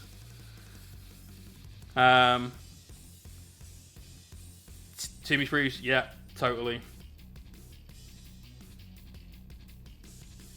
Jaeger, cheers. I won't do it on stream, but I'll get it done tomorrow. Nice work, mate. Let's get some love. We got the best mods on Twitch right here. And the best mascot in Timmy Spruce. We enjoyed watching a panic when we took in our friend wearing a low-cut top. Oh, Christ. Into a Games Workshop. Mate, I was... fuck it. She won't care. I was seeing a girl called Lolly. Yes, Lolly. Her real name was Lorraine, but we all called her Lolly. When I was working for GW. And Lolly was someone that was very, very, very busty.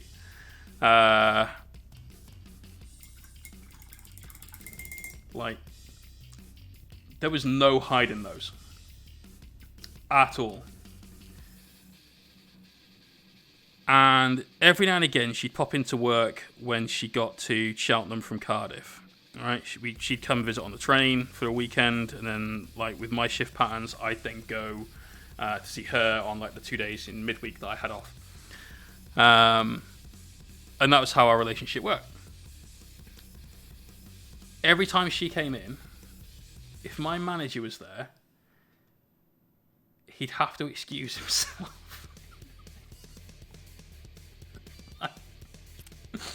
He couldn't stay in the shop because Lolly was not shy, and if she caught someone staring at her tits, she'd just look him in the eye and say, "Eyes are here," or, "Do you want to take a picture? It'll last longer."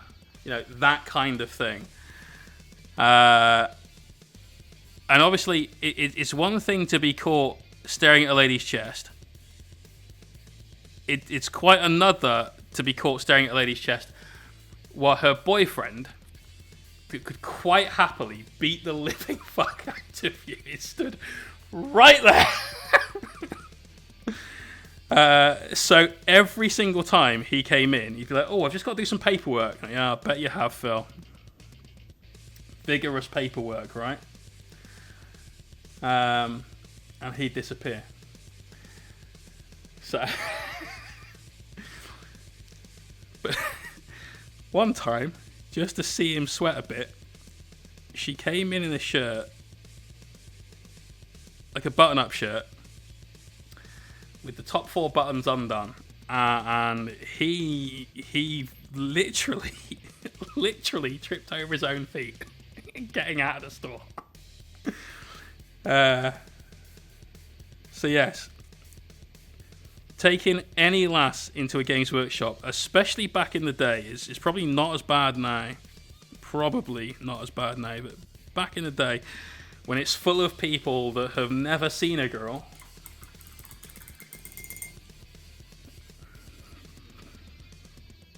hilarious. Right, we're done on Lenny. We've got a load of washes to put on him, but it's 11:15, and I think what we really do is some hazard stripes. I'm going to paint yellow over black, and I'm going to show you the secret to it. It's this.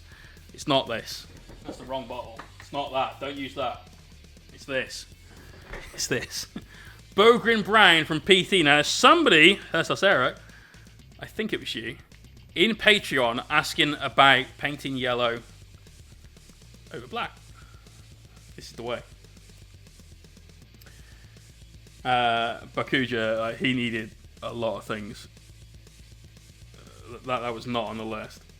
My friend works at a Disney store. Not a bad look. I used to go in to watch him sweat, but I used to give her proper awkward questions for her to ask. Brilliant. White Rose Dragon, thank you for the follow and welcome. And Explodicus, what a great name. What a great name. Explodicus. Brilliant. Sorry I thought you might have done. Occasionally Twitch does this thing where it goes, you don't need to be following this person anymore, and just... I don't know why. I don't know why. The number of times I've raided somebody's stream. You're like... I know I was following this person. This is going to be embarrassing. It's just a Twitch thing. It's just a Twitch thing. Even my wife's called Explodicus. I think what she called was like Expelliarmus, and she was pointing at you at the time. But for some reason, it reminds me of the movie Gladiator. I don't know why, right? So, hazard stripes. Hazard stripes are really easy. I don't know. I understand why people get like caught up with it, but essentially paint some lines that are straight. Now I'm making this look relatively simple. Okay, let's go with simple, not easy. But creating a straight line is essentially a case of turning the Mini to a position where you're happy with the way it's sat. So you can just draw your brush line straight down. Keeping them equidistant is a little harder, but as long as it's close to, you can always refine it, right? All 10 guns built. Wait, you've only done the guns? Timmy Spruce.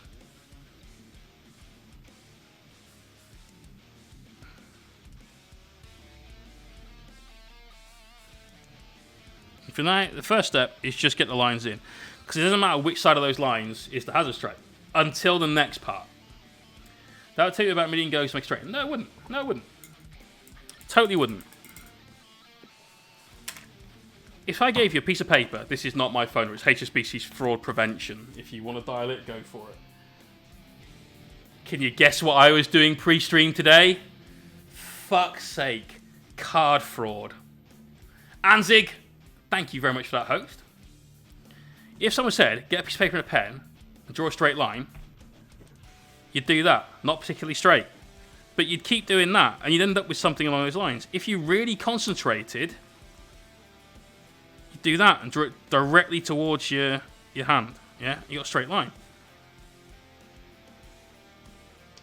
Okay? They're not like I've gotten a ruler out and given it a go, but there you go.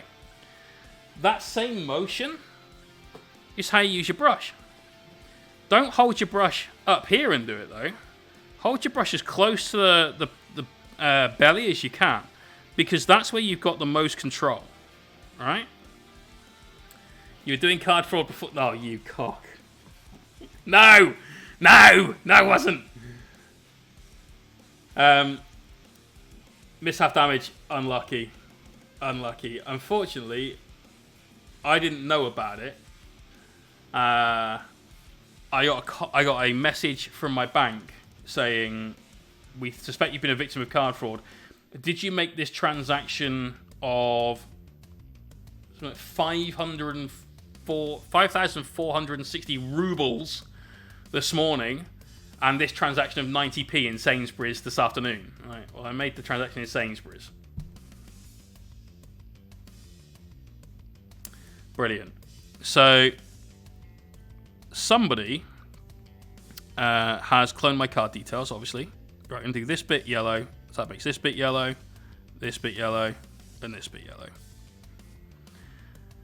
Now, bear in mind, my debit card is literally on my person at all times. And it is not used for internet shopping. That's what PayPal is for. And a credit card is for, and that's it.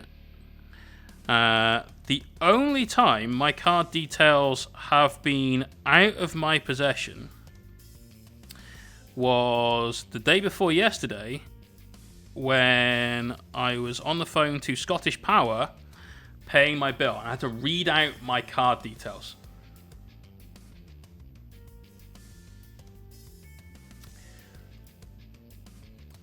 Did that, immediate card fraud.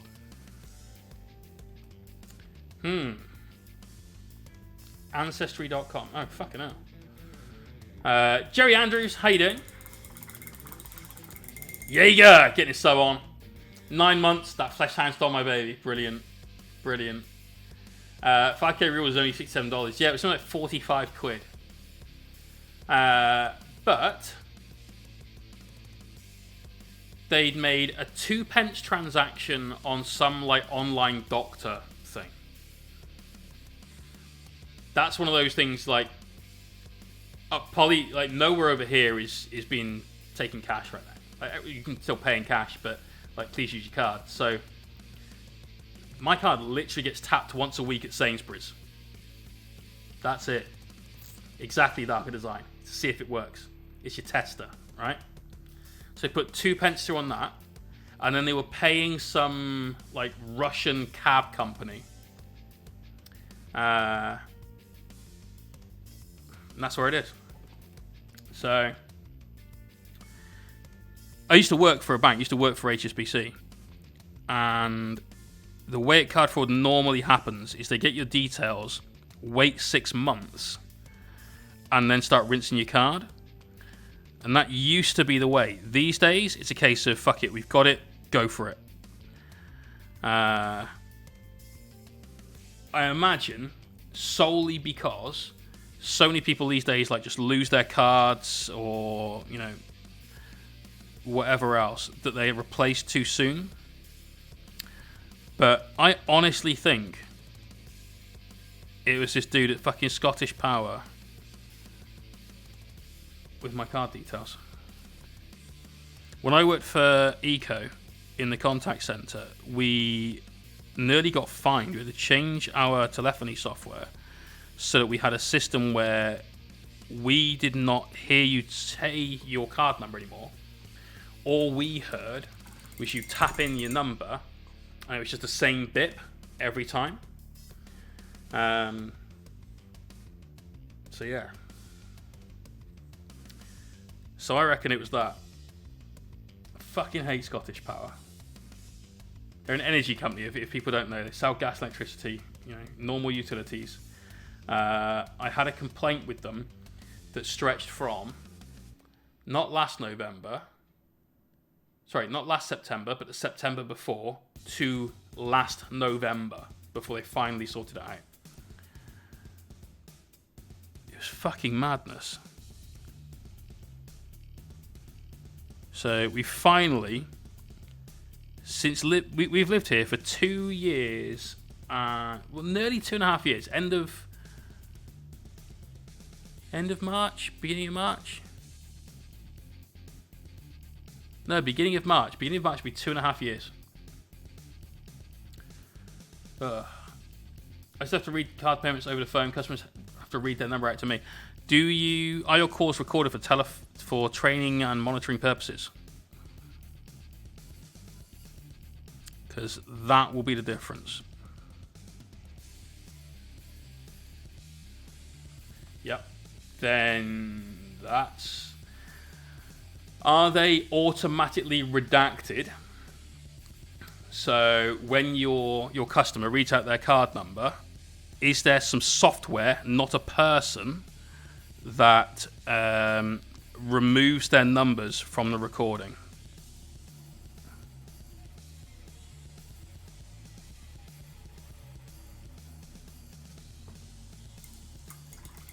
Jamar, you can still take a card payment over the phone, but it can't be recorded, and your calls almost certainly won't be recorded. I need to use PayPal more, requesting your card just to get... Well, yeah. Cakefish, you're absolutely right, and there's better ways to pay, but certainly in the UK, we still do that for anyone that isn't in the UK. It's still a recognised way to pay for certain utilities and so on. It's best not to, but it's still a big thing. So it's the third coat. This bit takes time, but once this is solid, then all the yellow is so easy. So easy. Put card details on the order form, which went into shop floor. Fuck's sake.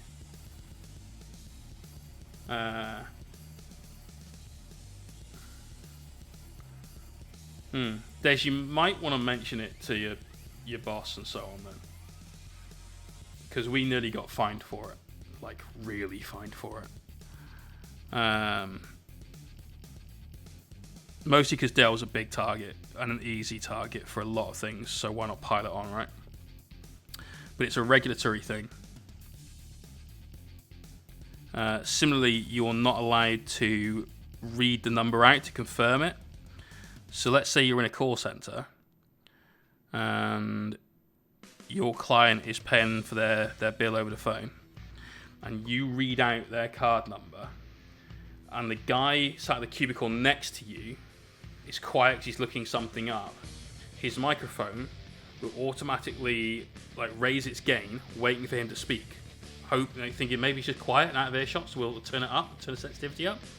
That microphone could pick up you repeating a customer's card number back to them, and the customer at the other end of that line could hear that card number.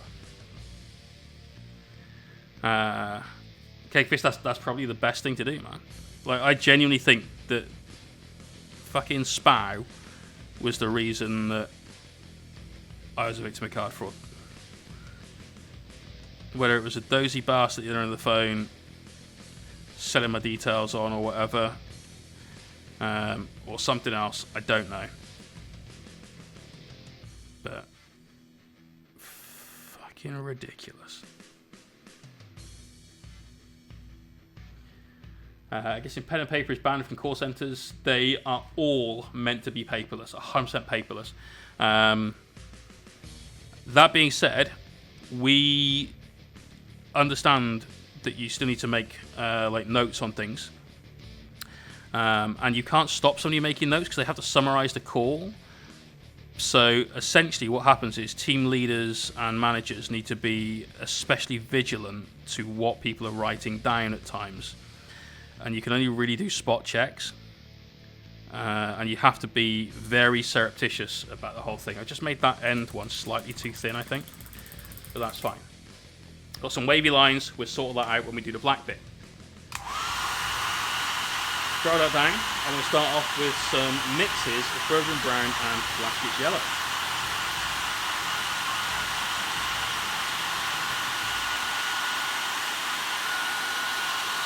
Yeah, it's tough. It's one of those things that it's just tough and it's annoying and so on. Fortunately, HSBC has some extremely good anti-fraud software that just picks these sorts of things up so quick. They're not straight. They're fucking wonky. They're not bad, but they ain't straight. They'll look straight when we paint the black bit.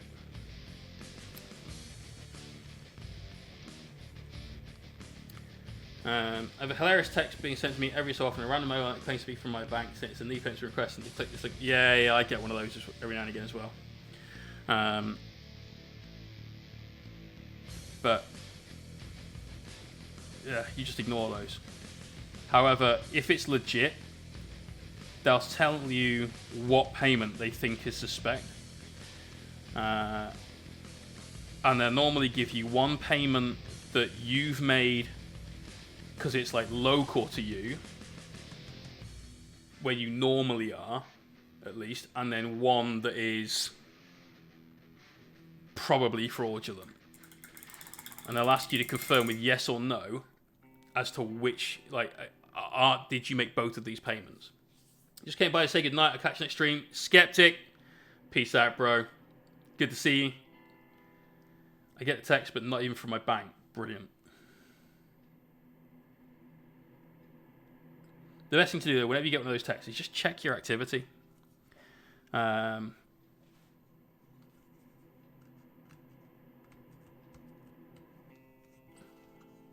That's probably fine.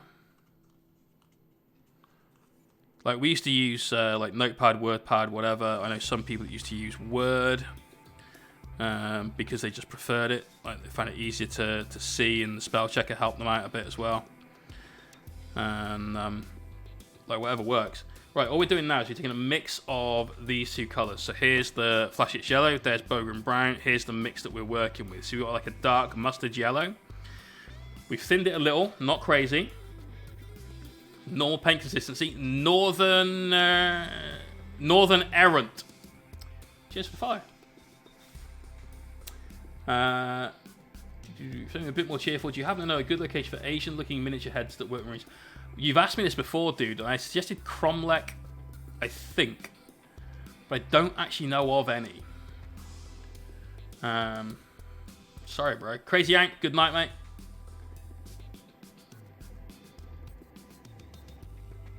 Danny, that's absolutely right, and they're not allowed to put the phone down their end. So they have to stay on the call.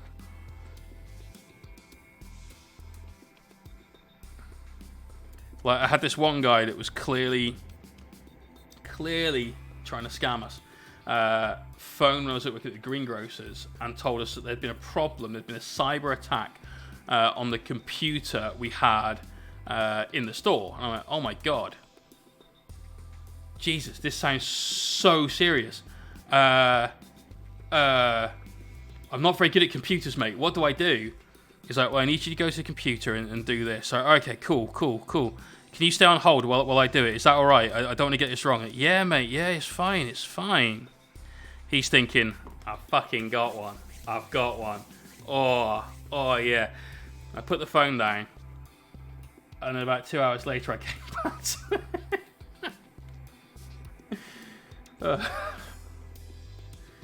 Give details. So you text about my account. It's titled HBC, right? Gumbling. You might want to check that out. Like, check your statement. Like, thoroughly check your statement, and then give them a call. I'm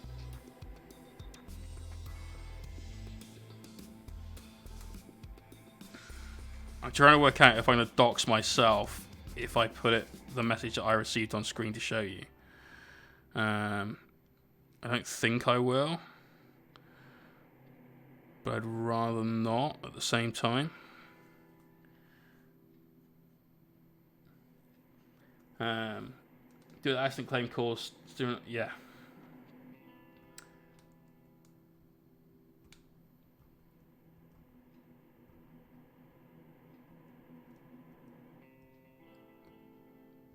No, mate, it was a trolley in Tesco. Brilliant. Oh, man.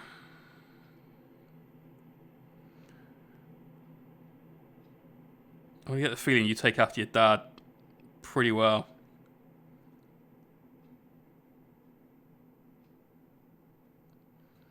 Right, so we just mix in a little bit more yellow, and we go up from there.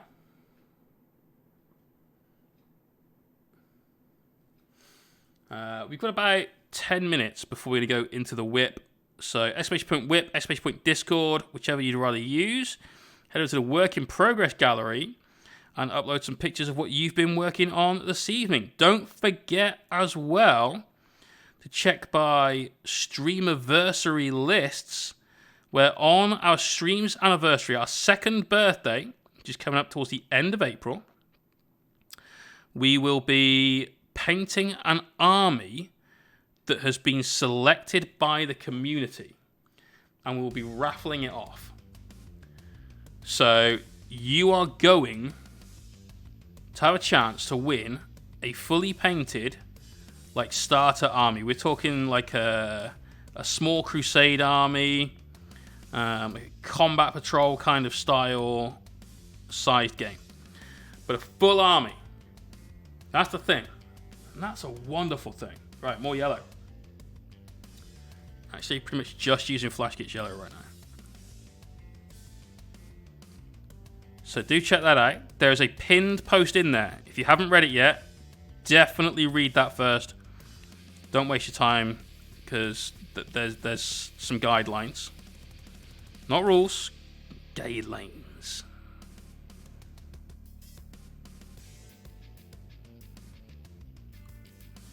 So yellow's super, super easy. I fucking love painting yellow. Don't know why everyone thinks hard. It's really not. I love it. I mean, yellow is brilliant. Gumbling, okay, cool. I would maybe just get in touch with them then. So, like, phone HSBC rather than message from the text, and go through and say, look, these are texts that I'm getting. Are they you? Because this is my account. If it's not, then you've at least confirmed that it isn't coming from them, and you can just block that number. All right, now we're going to take some Menethil White highlight. Super, super, super good colour. Let's see, Need Army done. No one's painting this at the moment. Mate, my friend is painting this at the moment, and he's a fucking ace painter. Let me grab his Instagram.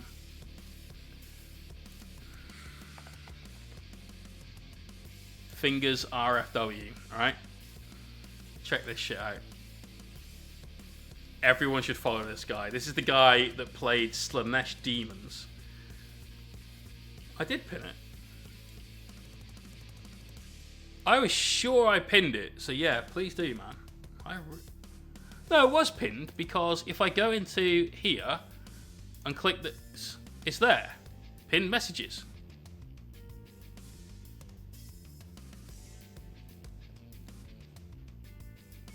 But going back to it, here are his nids. Fucking gorgeous. Phil is a great painter. Hive Tyrant is just something else. Look at it. All it is, and I'm going to trivialize something that is beautiful right now. All it is a load of airbrush passes and then some white highlights with a little bit of recess shading. That's it. But how fucking good is it? Yeah? Smashed it. Fucking smashed it. I think this was his test piece. Yeah, this was it. Rough color scheme for this. I'm going to paint it for No Retreat 10. This is the Slanesh Demon Army that I faced off in the last round of No Retreat for second place. Beautiful. And that's not even my favourite one of his nids, his keepers either. Here, have we got a full army shot? Yeah. So here it is. It's like a stretched one. That one there on the right hand side of the two, that's my favourite. Fucking beautiful, right? He is a great painter. The Keeper of Secrets is lush, but that one there, that blue, by the way, is Caspian blue, I think. Caribbean blue. What a fucking gorgeous colour. Whew. Yeah, Phil's painting nids. He's painting them really nicely as well.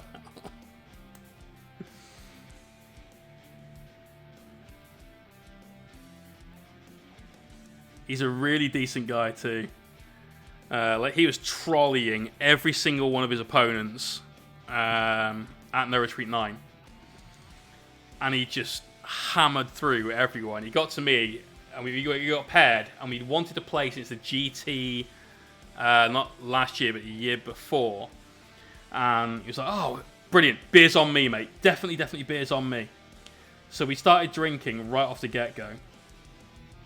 And he had turn one. He came flying up the long edge of the table towards me.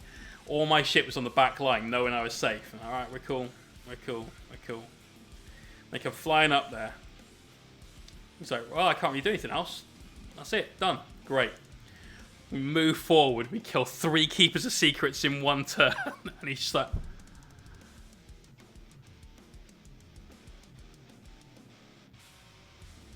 I don't even know what to do!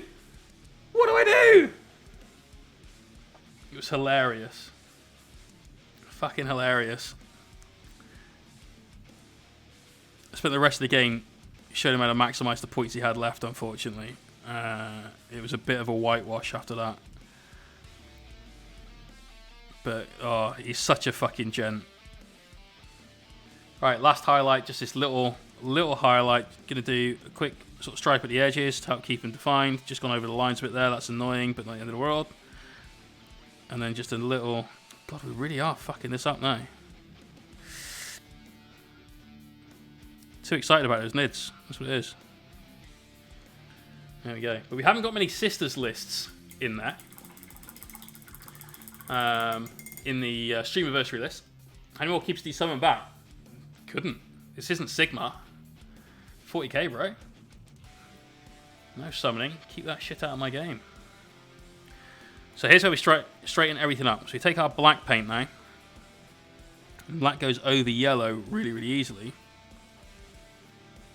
So you just carefully come in and subtract away some of those hazard stripes.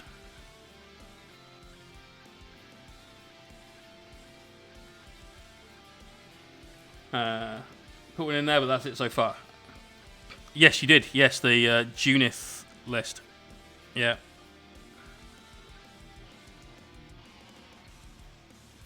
There we go. With any freehand. Any freehand. Always go in and tidy it up and take stuff away. Think about this like, let's say your freehand, you did it with a pencil.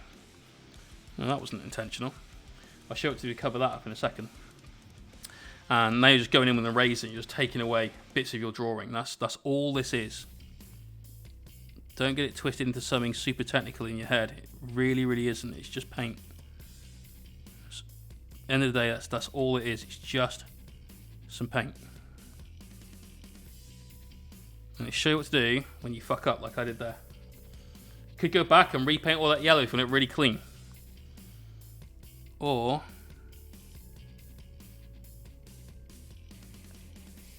paint some quick scuffs in it. And it doesn't matter if it's super clean. Now if you've only done one, it's going to look out of place. So let's do some more. Talking earlier on about battle damage and so on. If you make a mistake, it's free weathering. Well, now it is.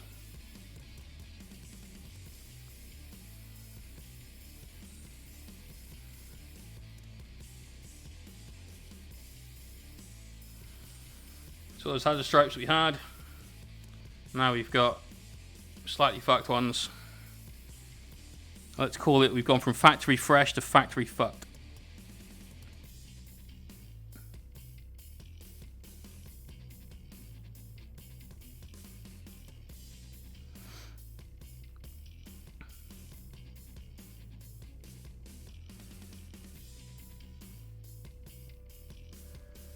Baller. There's some super easy, super quick hazards. Gumballina, peace out, bro. Right, we're going to go into the work in progress gallery right now and see what you guys have been painting. We've done all of the rest of the work on Lenny and Carl.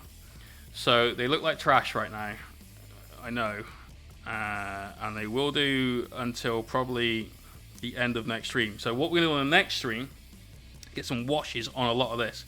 That will be on tomorrow night's Hellstorm stream from 6 p.m.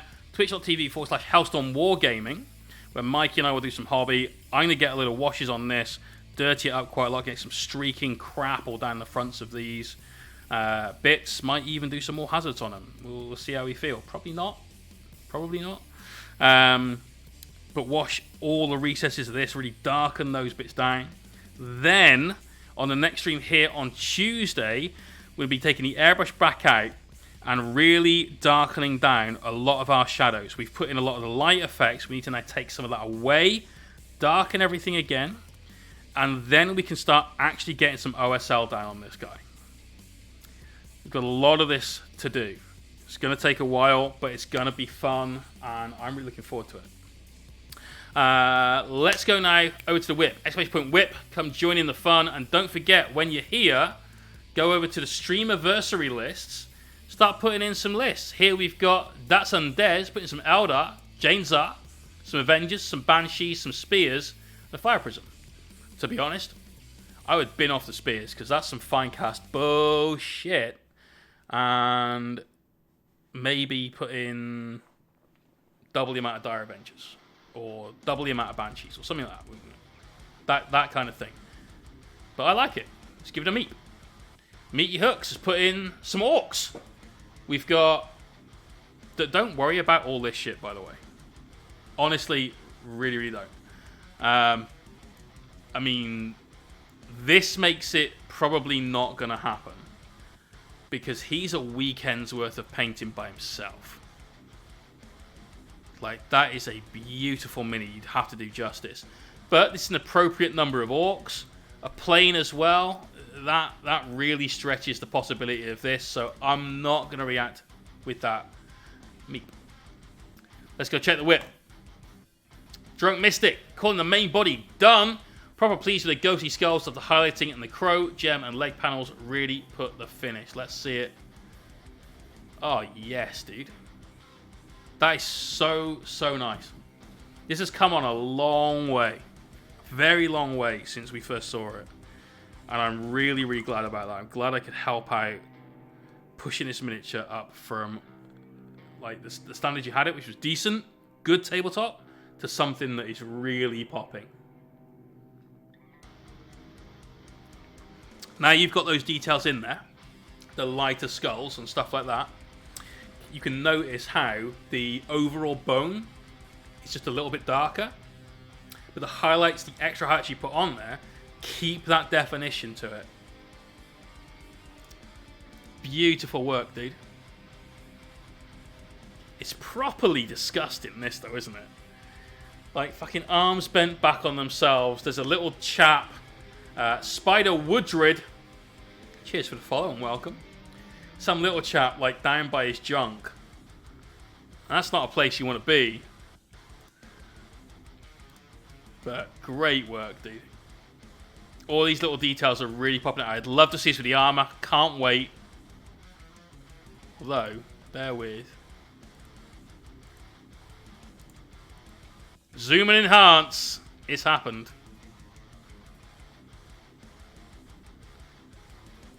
I reckon these skulls need a little bit of highlighting.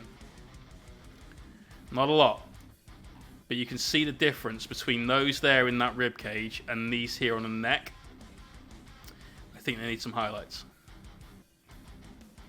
Nearly got away for it. Nearly got away for it. Good job though, mate. Overall, I really like it. I really, really do. Minis by Mayor. How you doing, dude? Whip, but headed in the right direction. This looks awesome.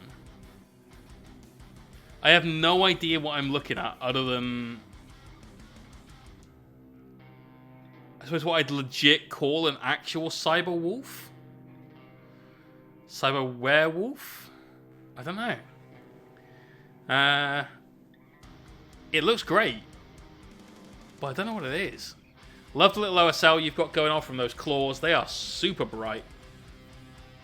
I think you need to take some of the OSL further up, though. Because that light comes out in a bubble. Like, all around, yeah? And you've got the light going across. Because it hits both those legs. But nothing's going upwards so much. And that might just be the angle of the photo. But I think... Because you've got that hitting the weapon. So, let's say the Mini is this tall. You've got it going that wide. It kind of needs to follow that around. Good effort so far, man. Liking it. Funky! First attempt at basing Minis today. One more to go and some touch-ups on the Minis themselves, but happy with where they're at. Looking good, man. Looking good. We did a YouTube tutorial called Simple Steps to Boost Your Bases. Give that a watch. There's some super cool little trips there that will help you out. Predominantly, it's about using like weathering pigments and building up some shades to give you more contrast on the base. I think it's a good watch. Jimmy! Currently working on a custom Alpha Legion Terminator Lord at Tor Garadon. Excellent, you mentioned this earlier on. Is that a melter pistol? Plasma. Can't be plasma. Okay. Nice. Love that spear. That's got to be a Sigmar thing, right? That has to be. Super is about to start, mate. I've seen the viewers drop. So, I'm sure. Looks great.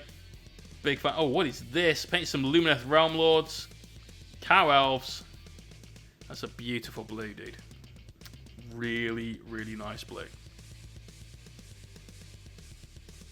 Good job. Right, Jaeger, not his whip. This is Damien Pedley's work on an Ambot. He won this during a Calm charity stream we did, where we did the Void Dragon and a Nightbringer. This is fucking gorgeous. The difference between his Hazard Stripes and mine are literally, he spent time blending them. I did not. That is all. And he probably didn't use Bogan Brown either. I think that's probably another one. But I fucking love this. It's so good. I don't know if this was done on purpose, but Hazard Stripes.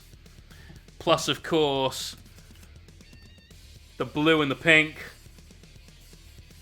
Totally on brand. Love it. Great work. Jay Butterworth, Chaplain on Bike. Something tells me I've seen this. Maybe it wasn't yours. Good work, dude. Really good work. Those eyes, man. Those eyes, they're great. Nice job on the black. We've got a great guide on Patreon on how to paint black using an airbrush. Very, very, very cool way. Still ways, can't wait. Still amazed, can't wait to have it in my hands. He's done a great job, mate. Damo is one of my favourite people ever. So love it, mate. I've got one of these for myself now. Oh, I can't wait to paint it. It's gonna be so much fun. Muad'Dib did a little more on these guys. Yes, you have. What the fuck? That is not a Stormbolter he's holding, bro. That is not a Stormbolter. Okay. I like the green.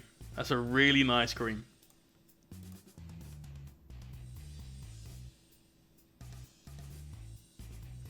Is there anything on the parchment?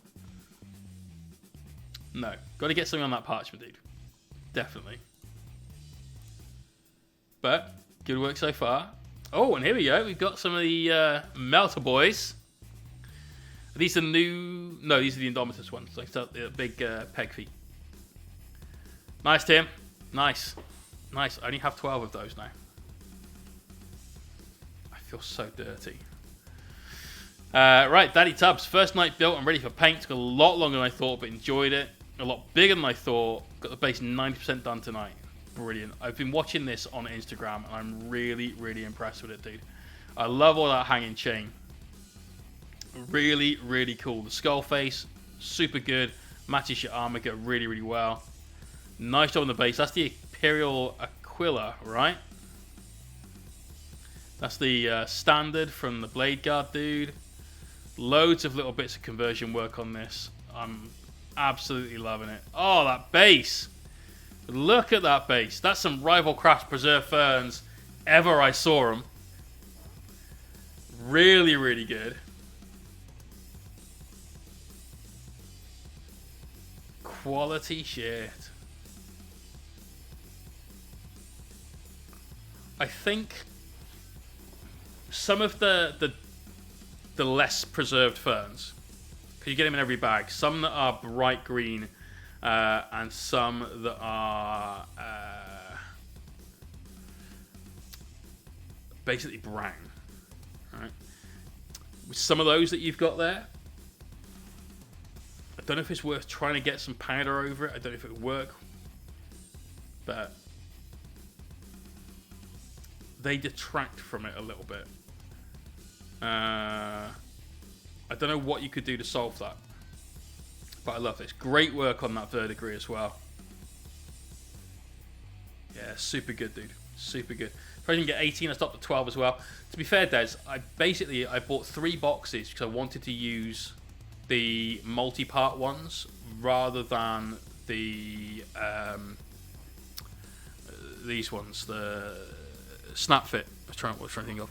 And I needed 8 for my 2 kill teams. But by having 12, because I've also got the Snap Fit ones, it means I could run a 3rd Indomitor kill team. How many did you buy? I bought 3 boxes. 3 boxes of those, 3 boxes of Outriders. 30 Outriders, 5 to a unit. Mate, I know.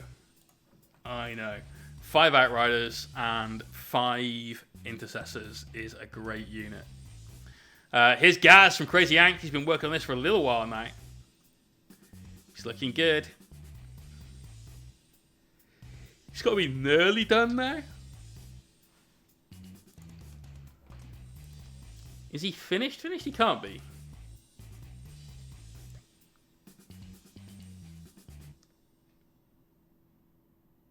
He's looking great though, mate. I love the reverse shade on the horns. Could maybe do a couple of quick shades on there. Down at the bone part. Just to help create that that contrast. And I'd probably take some of your darkest brown and do thin lines up the horns so it looks like those kind of striations you get on bone and tusk and stuff. But he's looking grand, dude. This is why Gaz is definitely not going to be eligible. Aside from the fact you can't buy him anywhere right now, for the army on the birthday, because I could spend an entire weekend just painting Gaz. So easily. He's fucking great. Glass Joe, here's his 30 boys. Oh, here's one for you, bro. Jaeger, you take care, man.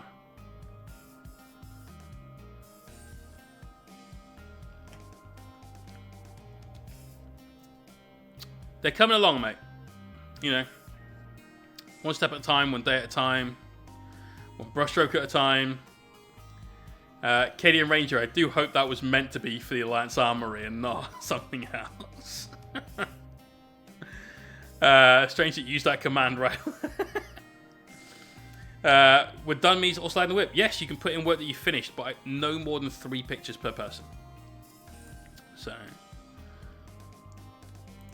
it means I don't end up having to skip over people's work because obviously it's taken a while and so on. I don't like doing it. I want everyone to get their chance too. So looks like we're using some. I can't read what's on that bottle. Boiler Black. Nice. Shock Attack Gun's a great mini. So much fun. I had the original one, the old metal one. And I ended up having to give it to my old man to put together, and he used 2-part epoxy to glue the front on because it just kept falling off. But I loved the old Shock Attack Gun. He was so cool. This guy is that, but so much more character. You've already seen them on Patreon Whip. Yes, we have, dude, but they're great.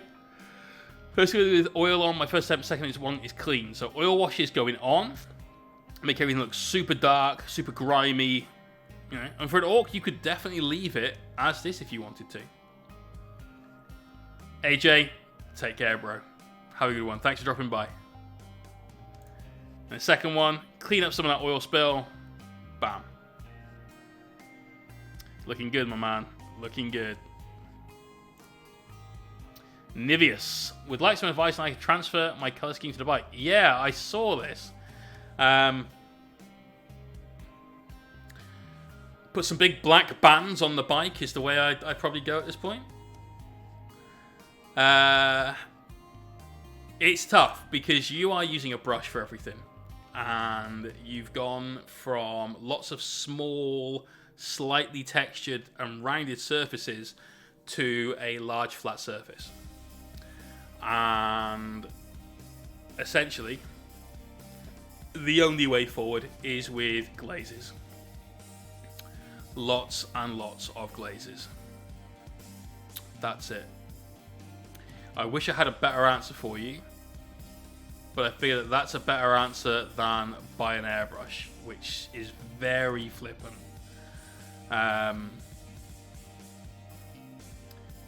You've chosen a color scheme that is difficult to replicate on something like this, and God forbid a tank.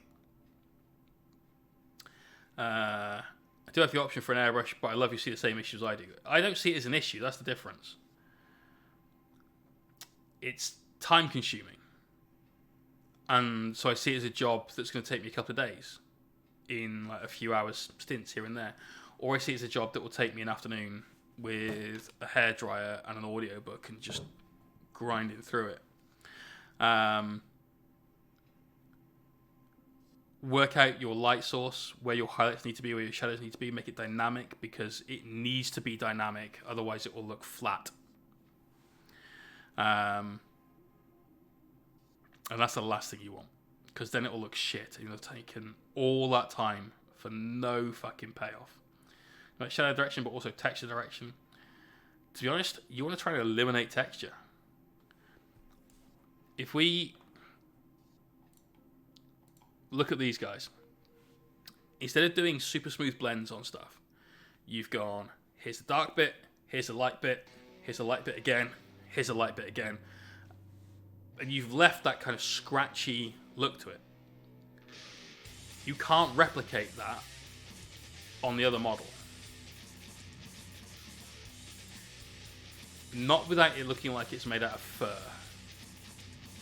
And it obviously isn't. And that's a problem. So what I would suggest if you look at the where you've done the thigh plate on the bent leg there, that's a lot smoother. What you need to do there is the same thing, but even smoother, because you're stretching that gradient out. So thin your paint and go for it, and then keep it thin. And honestly, a hobby hairdryer is going to really help you out at this point. The other suggestion I will give you is don't start with this bit, because you'll hate yourself.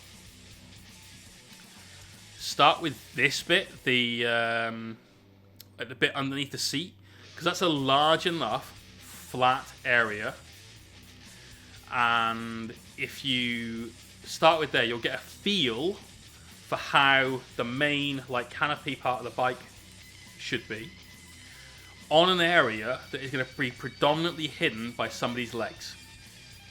So it's a really good practice piece.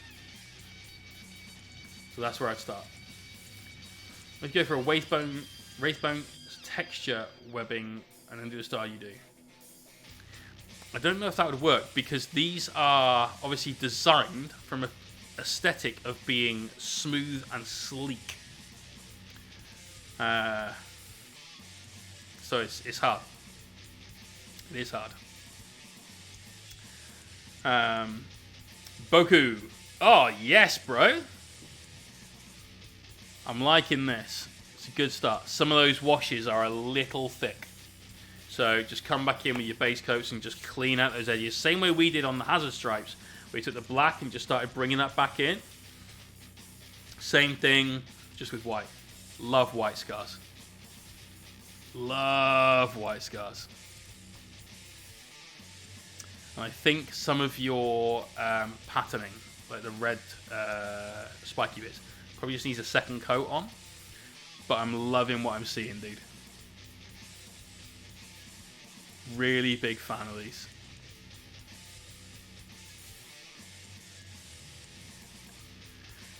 Keep it up, mate. Keep it up. Looking great. Well done. Got some colour shift paints in yesterday and started on the Deceiver and Void around with them. Unfortunately, colour shift paint looks like junk in still photos, or I'd post them in the whip.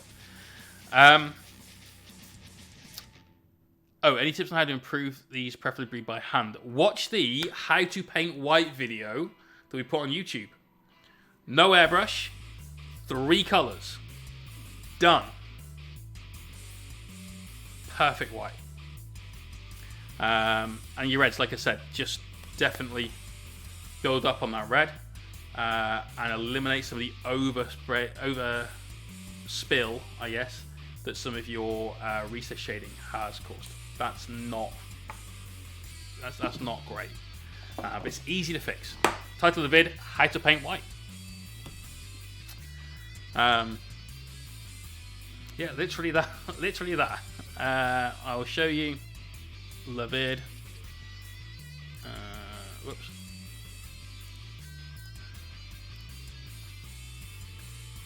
Playlists. We have video tutorials. Don't play it, you cockhead. How to paint white, 3 colours, no airbrush. And this is the finished white.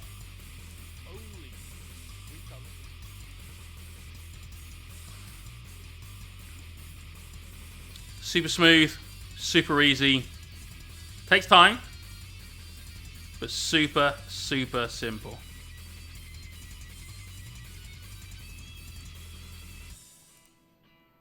There you go. How to paint white, 3 colours, no airbrush.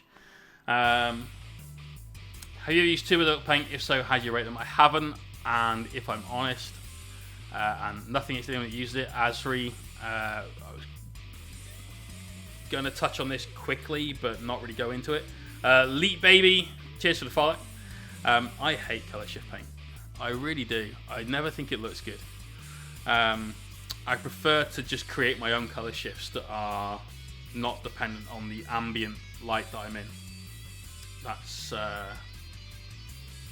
just my thing, though. It's my own preferred style. There's love these, dude. Is that all official GW terrain? But as far as I'm pretty good at terrain, all those models would look shitter. Brilliant. I love these things with the cloth on, the tarpaulin on. They're great. These are awesome. Printed. Nice. Darker design. Peace out, bro. Too many sprues. Yes, you do need white ink. Everyone needs white ink.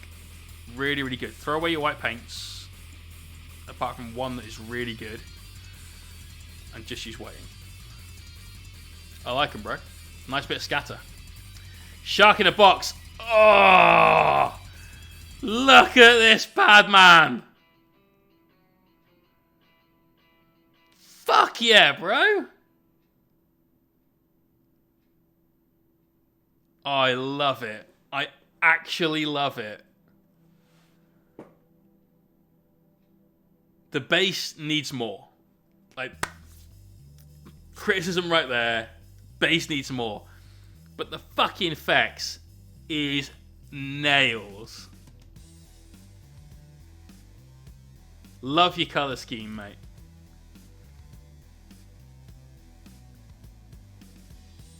Yeah, white and pink, red and black. Little bits of yellow thrown in there as well to pump it up to bright orange.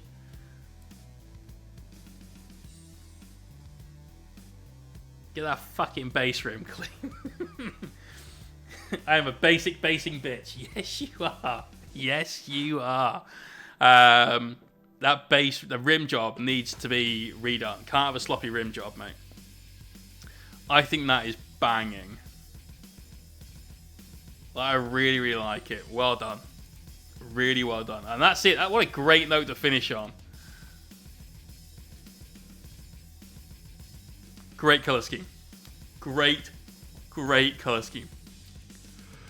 Oh, sorry. Top work. Right. Tonight, we made Lenny look slightly less shit, but he still looks really shit. We did some hazard stripes, which are really easy to do. Really, really easy to do. Painting yellow over black is not hard. It's a myth. It just requires one particular thing, which in this case is Brogan Brown.